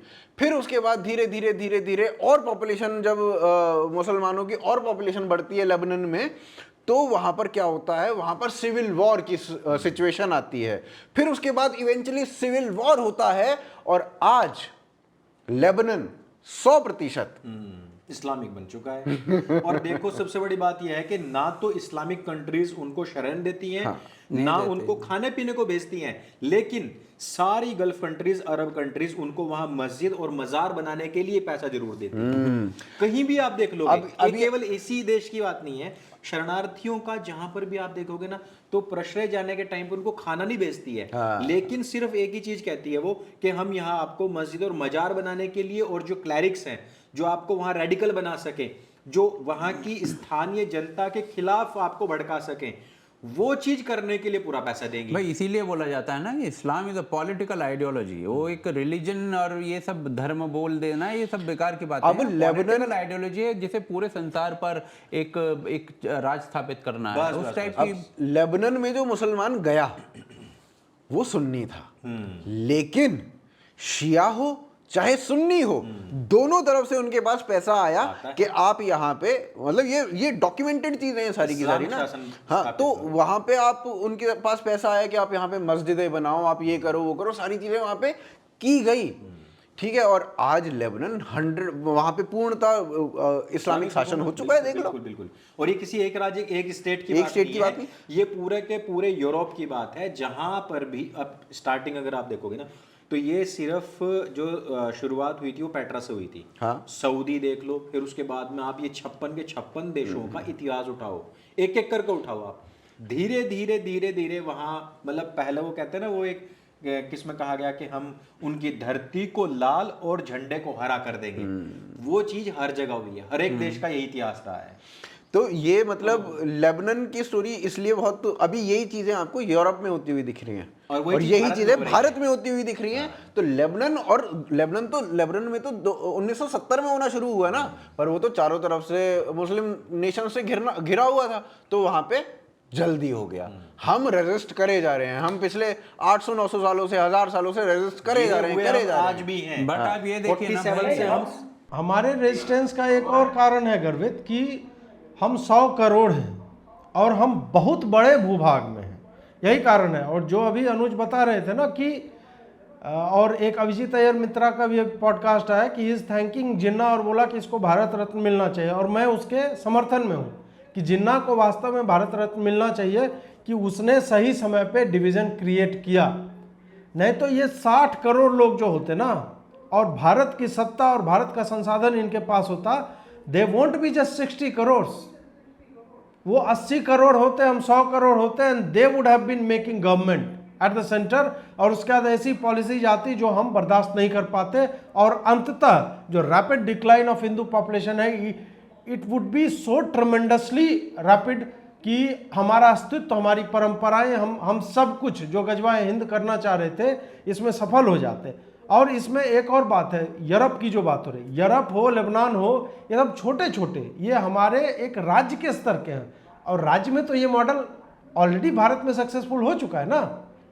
आप बंगाल को देख लो, आप कश्मीर को देख लो, ये बहुत बड़े कालखंड नहीं थे जिसमें इन दोनों की स्थिति यह हो गई कि दे आर किंग मेकर्स, और एक जगह से तो मतलब 100% से 2% पे हिंदू आ गए कश्मीर में, वो हो गया। ये जहां भी माइग्रेट करते हैं कभी भी मुस्लिम बहुल राष्ट्र में नहीं जाएंगे। और अभी गाजा वाले कहाँ जा रहे हैं? हर जगह। मिस्र ने रफा का बॉर्डर जो बंद किया हुआ है कि हम नहीं आने देंगे यहाँ पे, क्या उसको सीरिया एक्सेप्ट कर रहा है? नहीं कर रहा है। मिडिल ईस्ट का कोई भी राष्ट्र कर रहा है? नहीं कर रहा है। उसे कौन बुला रहा है? अमेरिका कोलंबिया यूनिवर्सिटी में हो रहा है कि नहीं नहीं उनको आने दो, वो यूरोप में भर भर के जाएंगे, स्वीडन को जो है तबाह कर देंगे, रेप में नंबर 1 कंट्री उसको बना देंगे। और एक बात आप देखोगे कि ये जहां भी जाते हैं इसके यंग और एबल मेन जाते हैं, महिलाएं आपको रिफ्यूज सीख करती हुई बहुत कम दिखती हैं। वो वहां जाते हैं, फ्रांस का हमने देखा ही कितने दंगे हुए, कितना लूटपाट हुआ और कौन लोग थे। तो इनके फैलने का मतलब एक व्यवस्थित प्रक्रिया है कि ये वही आपदा में भी अवसर कि इजराइल हमें पेल रहा है, कोई बात नहीं, इसी बहाने हम कहीं और गजवाए हिंद टाइप का कुछ कर देंगे, किसी और एक छोटे से राष्ट्र में जाकर के अपनी जनसंख्या हम बढ़ाएंगे। और एक पीटर हेमंड की किताब है, उसमें जो लेबनान में हुआ है उसके बारे में उसने, लेबनान एज सच नहीं, उसने पूरे दुनिया का स्टडी करके बताया है कि 1% जहाँ पे मुस्लिम रहेगा तो बहुत फ्रेंडली रहता है, 2% पे आएगा तो थोड़ा सा मतलब अपना फ्रेंडलीनेस कम करेगा और आपसे जो है चर्चा करने लगेगा इस्लाम के बारे में। 3 से 5 पे पहुंचता है तो बोलता है कि हमें एक मस्जिद दे दीजिए, आप ही से ज़मीन लेकर मस्जिद बना लेगा। 5 से 7 पे वो जब पहुंचता है तो फिर वो एक्सक्लूसिव जोन्स टाइप का क्रिएट करने की मांग करता है। 10% पे पहुंचेगा तो राइट्स होने लगते हैं, चेन स्नैचिंग और इस तरह के छोटे छोटे अपराध होते हैं। 12% पे जाता है तो दंगे होते हैं, छिटपुट। 15 से 20 पे जाता है, लार्ज स्केल राइट्स होते हैं। और 30% पे जब पहुंच जाता है तो एनाहिलेशन टाइप की चीज़ें, नरसंहार, जेनोसाइड ये लोग करने लगते हैं। ये पूरा का पूरा डॉक्यूमेंटेड है और ये कोई मतलब ऐसी स्टडी, ओपिनियन बेस्ड स्टडी नहीं है, एक क्वांटिफाइबल डेटा है जिसको लेकर के उसने स्टडी कर रखी है। और ये आपको एक जगह नहीं, हर जगह पे। भारत में केवल और केवल एक ही कारण है कि हम 100 करोड़ हैं और ये 20 बता रहे हैं, मान लीजिए कि 30 करोड़ भी होंगे, still to match our level of numbers they will have to have sex a lot of times। तो उस टाइप की चीज़ें होंगी जो, और ऐसा नहीं है कि हिंदू भी जो है हर कालखंड में डिक्लाइन को देख रहे, नहीं, अभी जगह है। अभी जो हमारी जनरेशन के बहुत सारे लोग हैं जो ऑफिस गोयर्स हैं, जो कॉर्पोरेट जॉब करते हैं, दोनों पति पत्नी करते हैं, एक बच्चा कर रहे हैं, लेकिन जब उनको इस तरह के आप उदाहरण दिखाएंगे then they will start to think about it. गांव में इस तरह की एक अवेयरनेस मैं देख रहा हूं कि अब 1 और 2 बच्चा नहीं कर रहा हिंदू, वो बढ़ रहा है अब कि नहीं भाई, मेरे गांव के बगल में मुसलमानों का गांव है और हम देख रहे हैं कि यार मेरे पंचायत में 4 गांव है जिसमें एक गांव केवल मुसलमानों का है, 3 गांव हिंदुओं का और मुस्लिम मुखिया बनता है। जो सादिक खान के साथ हो ना लंदन में, ये तो हम पिछले 20 साल में अपने गांव में हम देख रहे हैं। हमारे कास्ट का 12 आदमी खड़ा हो जाता है चुनाव में, 12, और उनका जो है सॉलिड एक से 2, और दूसरे को भी मस्जिद में बता दिया जाता है इसको वोट नहीं देना है। इस तरह की चीजें हैं। वो तो अच्छा है कि वो महामारी के बाद में हिंदुओं को थोड़ी बुद्धि आई है कि हम और बच्चे पैदा करें, क्योंकि मैंने बहुत लोगों से पूछा तो उन्होंने कहा कि नहीं भाई, महामारी में ऐसा हो गया, हमारे पड़ोस के रिश्तेदार के थे, उनका एक लड़का था वो मर गया, अब हमने तो सोचा है कि हमारे तो 2-3 होने चाहिए। मतलब शत्रु बोध नहीं है, बस वो है कि हाँ महामारी, और महामारी काल में तो पहले भी होते थे भाई, पहले बीमारियां बहुत ज्यादा होती थी, इलाज नहीं होते थे। तो हमारे जो दादा लोग होते थे ना, उनके होते थे 5-5, 4-4 बच्चे, तो उस टाइम पे महामारियां होती थी। देखो हिंदू सिर्फ समझता वही है जहां उसको लग रहा होता है कि स्पष्ट हमें दिखाई दे रहा है, नहीं तो छुपे हुए या दीमक समाज के जो लोग शत्रु हैं ना, उनसे उनको अवेयरनेस अभी भी बहुत कम है। अभी भी वो कहते हैं भाई भाई हैं, कोई दिक्कत नहीं है। चौथा, अब अंतिम विषय जो है हमारा, वो अंकुर भाई समझ नहीं पाए थे। हमने लिखा था कि how YouTube medals in elections, तो उन्हें लगा कि मेडल देने की बातें हो रही है कि इलेक्शन में मेडल देता है, तो उस पर हम लोग चर्चा करेंगे। और उसका थोड़ा सा यदि मैं बैकग्राउंड पृष्ठभूमि आप लोगों को बताऊं तो यह है कि जो ही चुनाव आते हैं तो जो भी, मतलब हम तो अपने ही अनुभव की बात करेंगे, हमें नहीं पता कि ध्रुव राठी के कितने वीडियो डिमोनेटाइज होते हैं, आकाश बनर्जी कितने होते हैं या अन्य लोग कितने होते हैं। हमारे वीडियो तो लगातार ही डिमोनेटाइज हो रहे हैं, और पुराने भी वीडियो 50 की संख्या में 50 वीडियो मेरे डिमोनेटाइज हो गए। और उसके बाद अभी मैं लगातार लाइव कर रहा हूँ, लगभग सप्ताह में 6 वीडियो में लाइव कर रहा हूँ, 1.5 घंटे 2 घंटे का। उसमें क्या होता है कि उसकी शेल्फ लाइफ होती है 1 दिन, मतलब आज शाम बनाऊंगा, कल शाम जब तक नया वीडियो आएगा तभी तक वो वीडियो चलता है, उसके बाद वो धीरे धीरे रीच जो है उसकी डेड हो जाती है क्योंकि नया वीडियो आ जाता है। ऐसे में ये लोग क्या करते हैं टेक्निक की, जो ही मैं वीडियो बनाऊंगा 1 घंटे तक वो ग्रीन रहता है, मोनेटाइज रहता है, और 1 घंटे के बाद उसको येलो कर देते हैं। फिर येलो होगा मतलब उस पर ऐड नहीं चलेगा, तो आप रिव्यू में डालते हैं। रिव्यू में ये लोग लेते हैं 7 दिन। 7 दिन तक ये रिव्यू यदि करेंगे तो आप इफेक्टिवली जो 2 दिन का रेवेन्यू आपका आएगा जो ऐड पे, वो 0 हो जाता है। तो ऐड रेवेन्यू 0 हो गया। और येलो होता है, उसे रिकमेंडेशंस में भी नहीं दिखती हैं कि ये भाई ऐड फ्रेंडली नहीं है, तो ये सबको नहीं दिखाया जा सकता। उस तरह की चीज़ें रहती हैं। तो मैं आप तीनों से भी पूछना चाहूँगा कि आप लोगों के अनुभव इसको लेकर के कैसे रहे चुनाव के समय में। बताइए, आपसे शुरू करें। मेरे पीड़ित से शुरू करते हैं। पीड़ित भाई, मेरा जो महीने का रेवेन्यू बना वो बना $251। तो मैं उसको देख के इतना प्रसन्न हुआ। इसको रुपए में अगर कन्वर्ट करें तो 20,000। हाँ, मोटा माटी। मतलब मैं इतना खुश हुआ कि चलो कम से कम ये सनातनी प्रभाव उन लोगों पे भी आ रहा है कि शगुन भेज रहे हैं। हालांकि अगर मैं देखा जाए तो मेरे बच्चे के डायपर भी उतने के नहीं आते हैं आजकल, ये भी बहुत ज़्यादा महंगा खर्चा बैठ गया है। और बच्चों को तो ये है भाई, कोई खिलौना पसंद आ जाए तो वो उस पर भी बेचारे का दिल आ जाता है, तो वो भी क्या करे, तो वो भी दिलाना पड़ता है। तो हमने देखा है कि मेरे तो पिछला 1 साल मेरा पूरा का पूरा मैं देख रहा हूँ, कोई भी मैं वीडियो डाल दूँ, मैं यहाँ बैठा हुआ था, हम लोग बात कर रहे थे, मैंने इस टेबल का वीडियो बनाया और मैंने इस टेबल का वीडियो, बेचारे प्यारी टेबल, उसका वीडियो मैंने डाल दिया, वो डीमोनेटाइज। मैंने गार्डन का वीडियो बनाया, वो डाल दिया, उसका भी डीमोनेटाइज।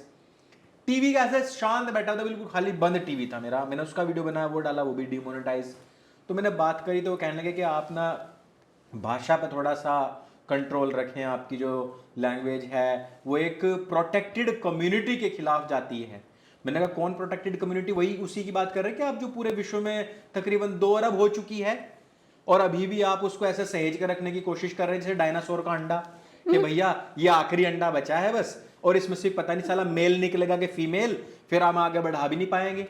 तो आप उसी कम्युनिटी की बात कर रहे हैं कि सर देखो, हम बस ये कहना चाहते हैं कि शायद आप हमारी बात समझ रहे हैं कि लेकिन आप प्रोटेक्टेड कम्युनिटी पर ऐसा ना बोले, वैसा ना बोले। मैंने कहा भाई तू नाम तो लेना एक बार, तो वो कुछ बोला ही नहीं उसमें। मैंने कहा अच्छा चलो ठीक है, मैं बताता हूँ आपको, 7 दिन से मेरी वीडियोस पड़े हुए हैं, एक टेबल का, एक टीवी का, एक गार्डन का, तो वो भी अब तक तुम लोगों ने रिव्यू नहीं करे।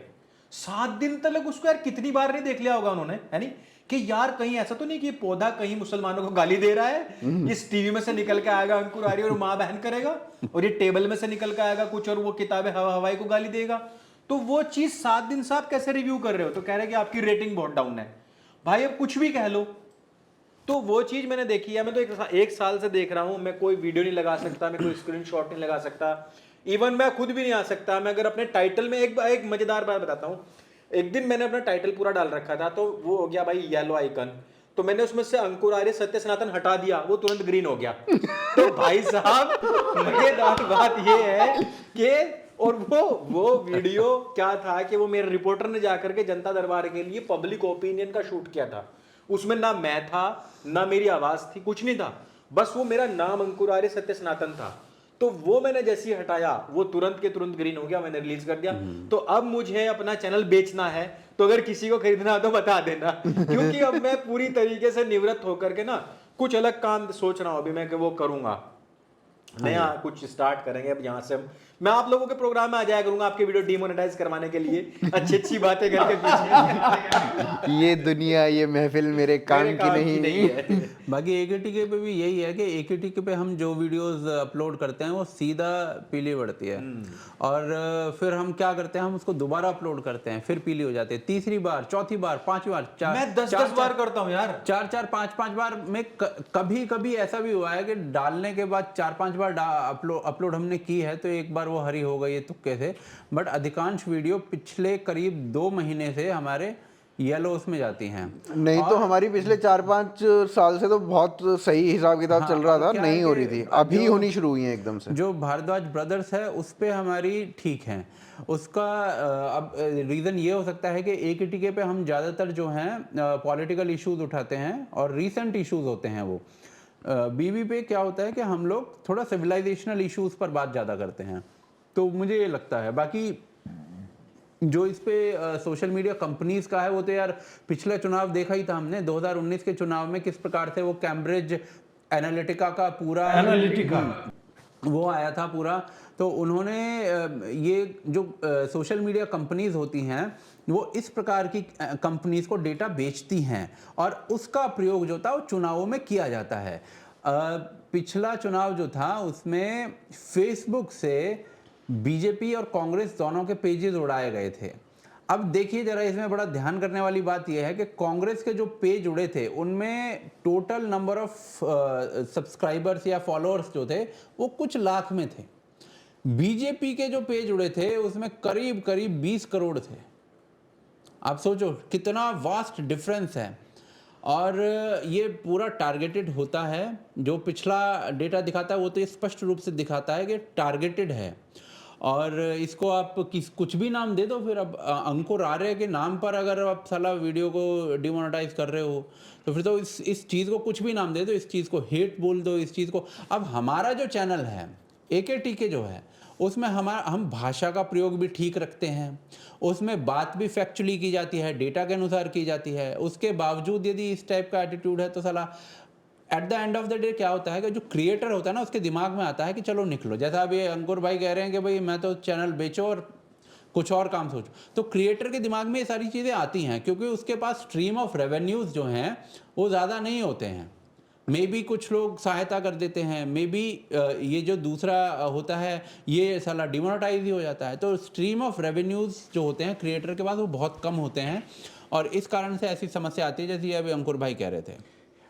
रेवेन्यू स्ट्रीम की आप बात कर रहे हैं, वो सही में ऐसा नहीं है कि ये बातें हमने सरकार तक नहीं पहुंचाई हैं, गवर्नमेंट के मंत्री तक। मैं अपने दर्शकों को ये बताना चाहता हूं कि हम में से चारों लोग और बाकी के हमारे वाइडर नेटवर्क के लोग हैं, 20-25 लोगों ने एक बार नहीं 4-5 बार अपने रिप्रेजेंटेशंस दिए हैं इस बात को लेकर के कि ये इफेक्टिवली एक पर्टिकुलर विचारधारा को टारगेट किया जा रहा है और बहुत ही क्यूट तरीके से टारगेट किया जाता है कि जब तक हमारे वीडियो चलेंगे तब तक वो डिमोनेटाइज रहते हैं। सप्ताह में यार 2 वीडियो तो हम में से हर कोई आदमी बना रहा है, तो जो ही दूसरा वीडियो आता है 3 दिन के बाद उसके बाद आप पिछला वीडियो ग्रीन हो गया तो कहेंगे नहीं नहीं हमने रिव्यू कर दिया वो तो ग्रीन था। तो मुझे जब ये जो न्यूज डिवीज़न इन्होंने क्रिएट किया था उन लोगों को मैंने लिखा कि भाई ये क्या नौटंकी चल रही है, तो बोला नहीं नहीं आप मुझे बता दिया कीजिएगा, मैं एक्सपेडाइट कर दूंगा। तो एक्सपेडाइट भी करते हैं, फिर भी 2 दिन तो ये ले ही रहे हैं, मतलब पर्सनली भी इनको बता दो फिर भी ये 2 दिन लेते हैं। उसके बाद मैंने फ्रस्टिया गरिया दिया उनको, भाई न मेरा साला टाइम खराब करो ना अपना टाइम खराब करो, ये नौटंकी बंद करो। अब एक नया आया है इनका, जब मैंने ट्विटर पे लिख दिया तो एक तीसरा आदमी बोला कि आपने 2 लोगों के नाम लिख दिए वहाँ पे, they are feeling very unsafe about it. बोले वाह, मैंने ना टाइटल लिखा कुछ नहीं लिखा, 2 लोगों का नाम बोल दिया और वो अनसेफ फील कर रहे हैं। तुम मेरा पूरा करियर साला अनसेफ बनाए हुए हो, उसका कुछ नहीं। अब जो मैंने इन लोगों को 3 विकल्प दिए थे, एक तो मैंने बता दिया कि इनको रिव्यू टाइम जो है थोड़ा कम करें। दूसरा विकल्प मैंने ये दिया कि जब आप येलो रखते हो और उसके बाद 2-3 दिन ले लेते हो ग्रीन करने में, तो इसको इस तरह से क्यों ना किया जाए कि आप अपने सिस्टम के लिए वो येलो रखो, हम पे ऐड चलने दो, क्योंकि इवेंचुअली जो है आप देख रहे हो कि हमारा येलो आपको ग्रीन करना पड़ता है, तो आप हमें उस तब तक दो रेवेन्यू, और उसके बाद यदि वो फाइनली येलो रह जाता है तो फिर आप वेल एंड गुड, आप हटा दो। तीसरा विकल्प मैंने ये दिया कि यदि आप जो कर रहे हो येलो कर देते हो, 2 दिन बाद हमारी पूरी रीच जब डेड हो जाती है तब ग्रीन कर रहे हो, तो उस पर्टिकुलर वीडियो पे नॉर्मली जब इतना व्यूज़ आते हैं उसके बाद कितना पैसा बनता है, एवरेज आउट करके देख लो, हमारे ही चैनल के वीडियोज़ का देख लो। 45% तो आप प्लेटफॉर्म फी लेते ही हो, तो वो 45% में से हमें कंपनसेट करो। तो ये सब विकल्प इनको दिया, और जब विकल्प दिया तो उधर से उसके बाद फिर कोई उत्तर आया नहीं। देगा नहीं, उसके मुंह में उनके पास जवाब होगा भी नहीं। हाँ। मेरे साथ तो इतना बढ़िया प्रैंक होता है कि अगर मतलब मैं और एडिटर बेचारे बात करते रहते हैं, नहीं भैया इस वाले स्क्रीनशॉट पे होगा, नहीं भैया इस न्यूज़ पे हुआ होगा, भैया इस वीडियो को हटा देते हैं। मैंने कहा तू सब कुछ हटा दे और मेरे फेस पे नहीं आए एक काला सा गोला बना दे ताकि मेरी शक्ल भी दिखाई ना दे। फिर भी अगर मान लो कि कोई वीडियो अगर ग्रीन हो गया तो हम खुश हो जाएंगे कि चलो ठीक है चलाते हैं इसको। वो चला दी और 5 मिनट के बाद ये लोग के जब सबको नोटिफिकेशन पहुंच चुका होता है ना, तो उसके बाद में होता है वो मजाक, वो नहीं शोले वाला कि वो लड़का तो बहुत अच्छा है लेकिन बस थोड़ा उसका आइकन येलो रह जाता है, तो वो थोड़ी देर बाद कर देते हैं मेरे साथ में। तो हम ये बात कर रहे थे, मैंने कहा वीडियो चलेंगे क्या, तो लड़की को पटाने के लिए दही घिसे उसका नाम लेते हुए, और मतलब ऐसे पॉडकास्ट चलेंगे। और एक बात और, क्षमा कीजिए मैं यहाँ पे काट रहा हूँ कि हमने ऐसा नहीं है कि हम बैठे हुए हैं, हम सब ने, हम इंडिविजुअली जितने 4 लोग यहाँ पे हैं और हमारे और भी संबद्ध 20-22 लोग हैं, 3-4 बार हम सरकारों के पास गए हैं, सरकार के मंत्रियों के पास गए, सरकारों ने सरकार के मंत्रियों के पास, और वहाँ मंत्री ने, विभाग के संबद्ध लोग थे, उन्होंने स्वयं ही बुलाया कि आप लोगों की क्या क्या समस्या है, क्योंकि हम ट्विटर पे लिखते रहते थे कि हमें इस तरह से इलेक्शन के टाइम में बराबर जो है टारगेट किया जाता है। वो लोग बैठ कर के सुन लेते हैं और करते कुछ भी नहीं है। हमने उनको समझाया कि किस तरह से इलेक्शन के समय में एक पर्टिकुलर विचारधारा को इसी तरह से सप्रेस किया जाता है, और अल्टीमेटली होता क्या है, आप 1 बार करोगे, 2 बार करोगे, 3 बार करोगे, जब रेवेन्यू स्ट्रीम ही जो हमारी लिमिटेड है, जो भी अनुज भाई बोल रहे थे कि हमारा रेवेन्यू इतना लिमिटेड है इन स्ट्रीम्स के कारण, मतलब 1-2 जगह से आता है, और उसमें भी तुम आधे से अधिक रेवेन्यू इसी तरह से किल कर दोगे पर्पसफुली, तो आदमी फिर वही है अंकुर आर्या टाइप बोलेगा कि मैं इस चैनल को बेच करके निकलना चाह रहा हूँ, I am looking for an exit. तो ये लगातार चलता रहा ना। बिग टेक हमें सपोर्ट कर रहा है, ऑब्वियसली वो तो करेगा नहीं, ना ही हमारी गवर्नमेंट को इसको लगता है कि ये एक आप कह सकते हैं कि छोटी सी माइनॉरिटी है कंटेंट क्रिएटर की, जिसकी बात को हम नहीं भी सुने तो भी काम चल सकता है। तो फिर क्या होता है कि जब तक हमें ऐसा लगता है कि यार हमें विचारधारा के लिए काम करना है, लेकिन विचारधारा के लिए वो काम करेगा इस तरह से जिसके पास एक दूसरा साधन है, मतलब वो नौकरी कर रहा है कहीं पे, जिसका यही मेन कार्य ही यही है, उसके लिए तो समस्या हो जाएगी। तो वो कब तक वो भूखे पेट विचारधारा का युद्ध जो है लड़ता रहेगा। हमने राजीव चंद्रशेखर हो, अनुराग ठाकुर हो, इन सब लोगों को, और भी संबद्ध लोग हैं, मैं नाम नहीं लेना चाहता, इनके पास हम गए इन बातों को लेकर के, लेकिन बहुत अधिक कुछ आया नहीं। हाँ, आप लोग अब आगे इसको बढ़ाइए। उसमें AKTK का अगर हम अपना वो बताएं, वो भाई ने वैसे बताया भी, जो अपना हमारा अनुभव रहा है वो तो यही है कि हमारे साथ बहुत ज्यादा प्रॉब्लम नहीं है ये येलो वाली, उसमें मेजर रिसेंटली तो रिसेंटली हो रही है, वैसे बहुत ज्यादा प्रॉब्लम नहीं थी ऑफ लेट। और हमारी रेटिंग एक्चुअली अच्छी है। जो अंकुर भाई कह रहे थे कि रेटिंग आपकी अच्छी नहीं है, वो हमारी रेटिंग अच्छी है, वो यूट्यूब बताता भी है। अब अगर किसी की रेटिंग अच्छी है तो उसकी सपोजिटली वीडियोस जो हैं वो ग्रीन होनी चाहिए। अब वो ग्रीन नहीं है, येलो हो रही है और केवल इलेक्शन के टाइम पे हो रही है, तो कुछ संदेहास्पद लगता है। तो अब हम लोग समापन की ओर अग्रसर हो रहे हैं, और इससे पहले कि मैं समापन करूं, और फिर अंकुर आर्या जी का ये ढाई मोर्चे का चक्रव्यूह आ गया, बिक भी रहा है। सनातन हाट का मैं लिंक डाल दूंगा अपने डिस्क्रिप्शन में, जहां से आप पुस्तक की प्राप्ति कर सकते हैं, और जाइए अधिकाधिक संख्या में इस पुस्तक को आप लोग पढ़िए। और बाकी भी जो लोग हैं हमारे भाइयों के चैनल जो, उनके QR कोड भी हम स्क्रीन पे डाल रहे हैं। अंकुर आर्या का सत्य सनातन हो गया, AKT के पॉडकास्ट हो गया, तो उन लोगों को भी आपके, यदि आप सब्सक्राइबर नहीं हैं दुर्भाग्य से, तो सौभाग्य में बदलिए और सब्सक्राइब कीजिए। इलेक्शन का भी टाइम चल रहा है और आपको यहाँ पे इस तरह की मतलब इनसाइट्स मिलेंगे जो अन्य जगहों पे नहीं मिलेंगी। हमारा आप सहयोग करना चाहते हैं, आर्थिक रूप से सशक्त करना चाहते हैं, तो स्क्रीन पे QR कोड डाल रहे हैं, नीचे में नंबर्स हैं, डिस्क्रिप्शन में भी आपको नंबर्स मिलेंगे। विदेश में यदि बैठे हुए लोग हैं तो पेपाल या पेट्रियन के माध्यम से हमारी सहायता कर सकते हैं। जुड़ने के लिए बहुत बहुत आभार। जय श्री राम। जय जय श्री राम।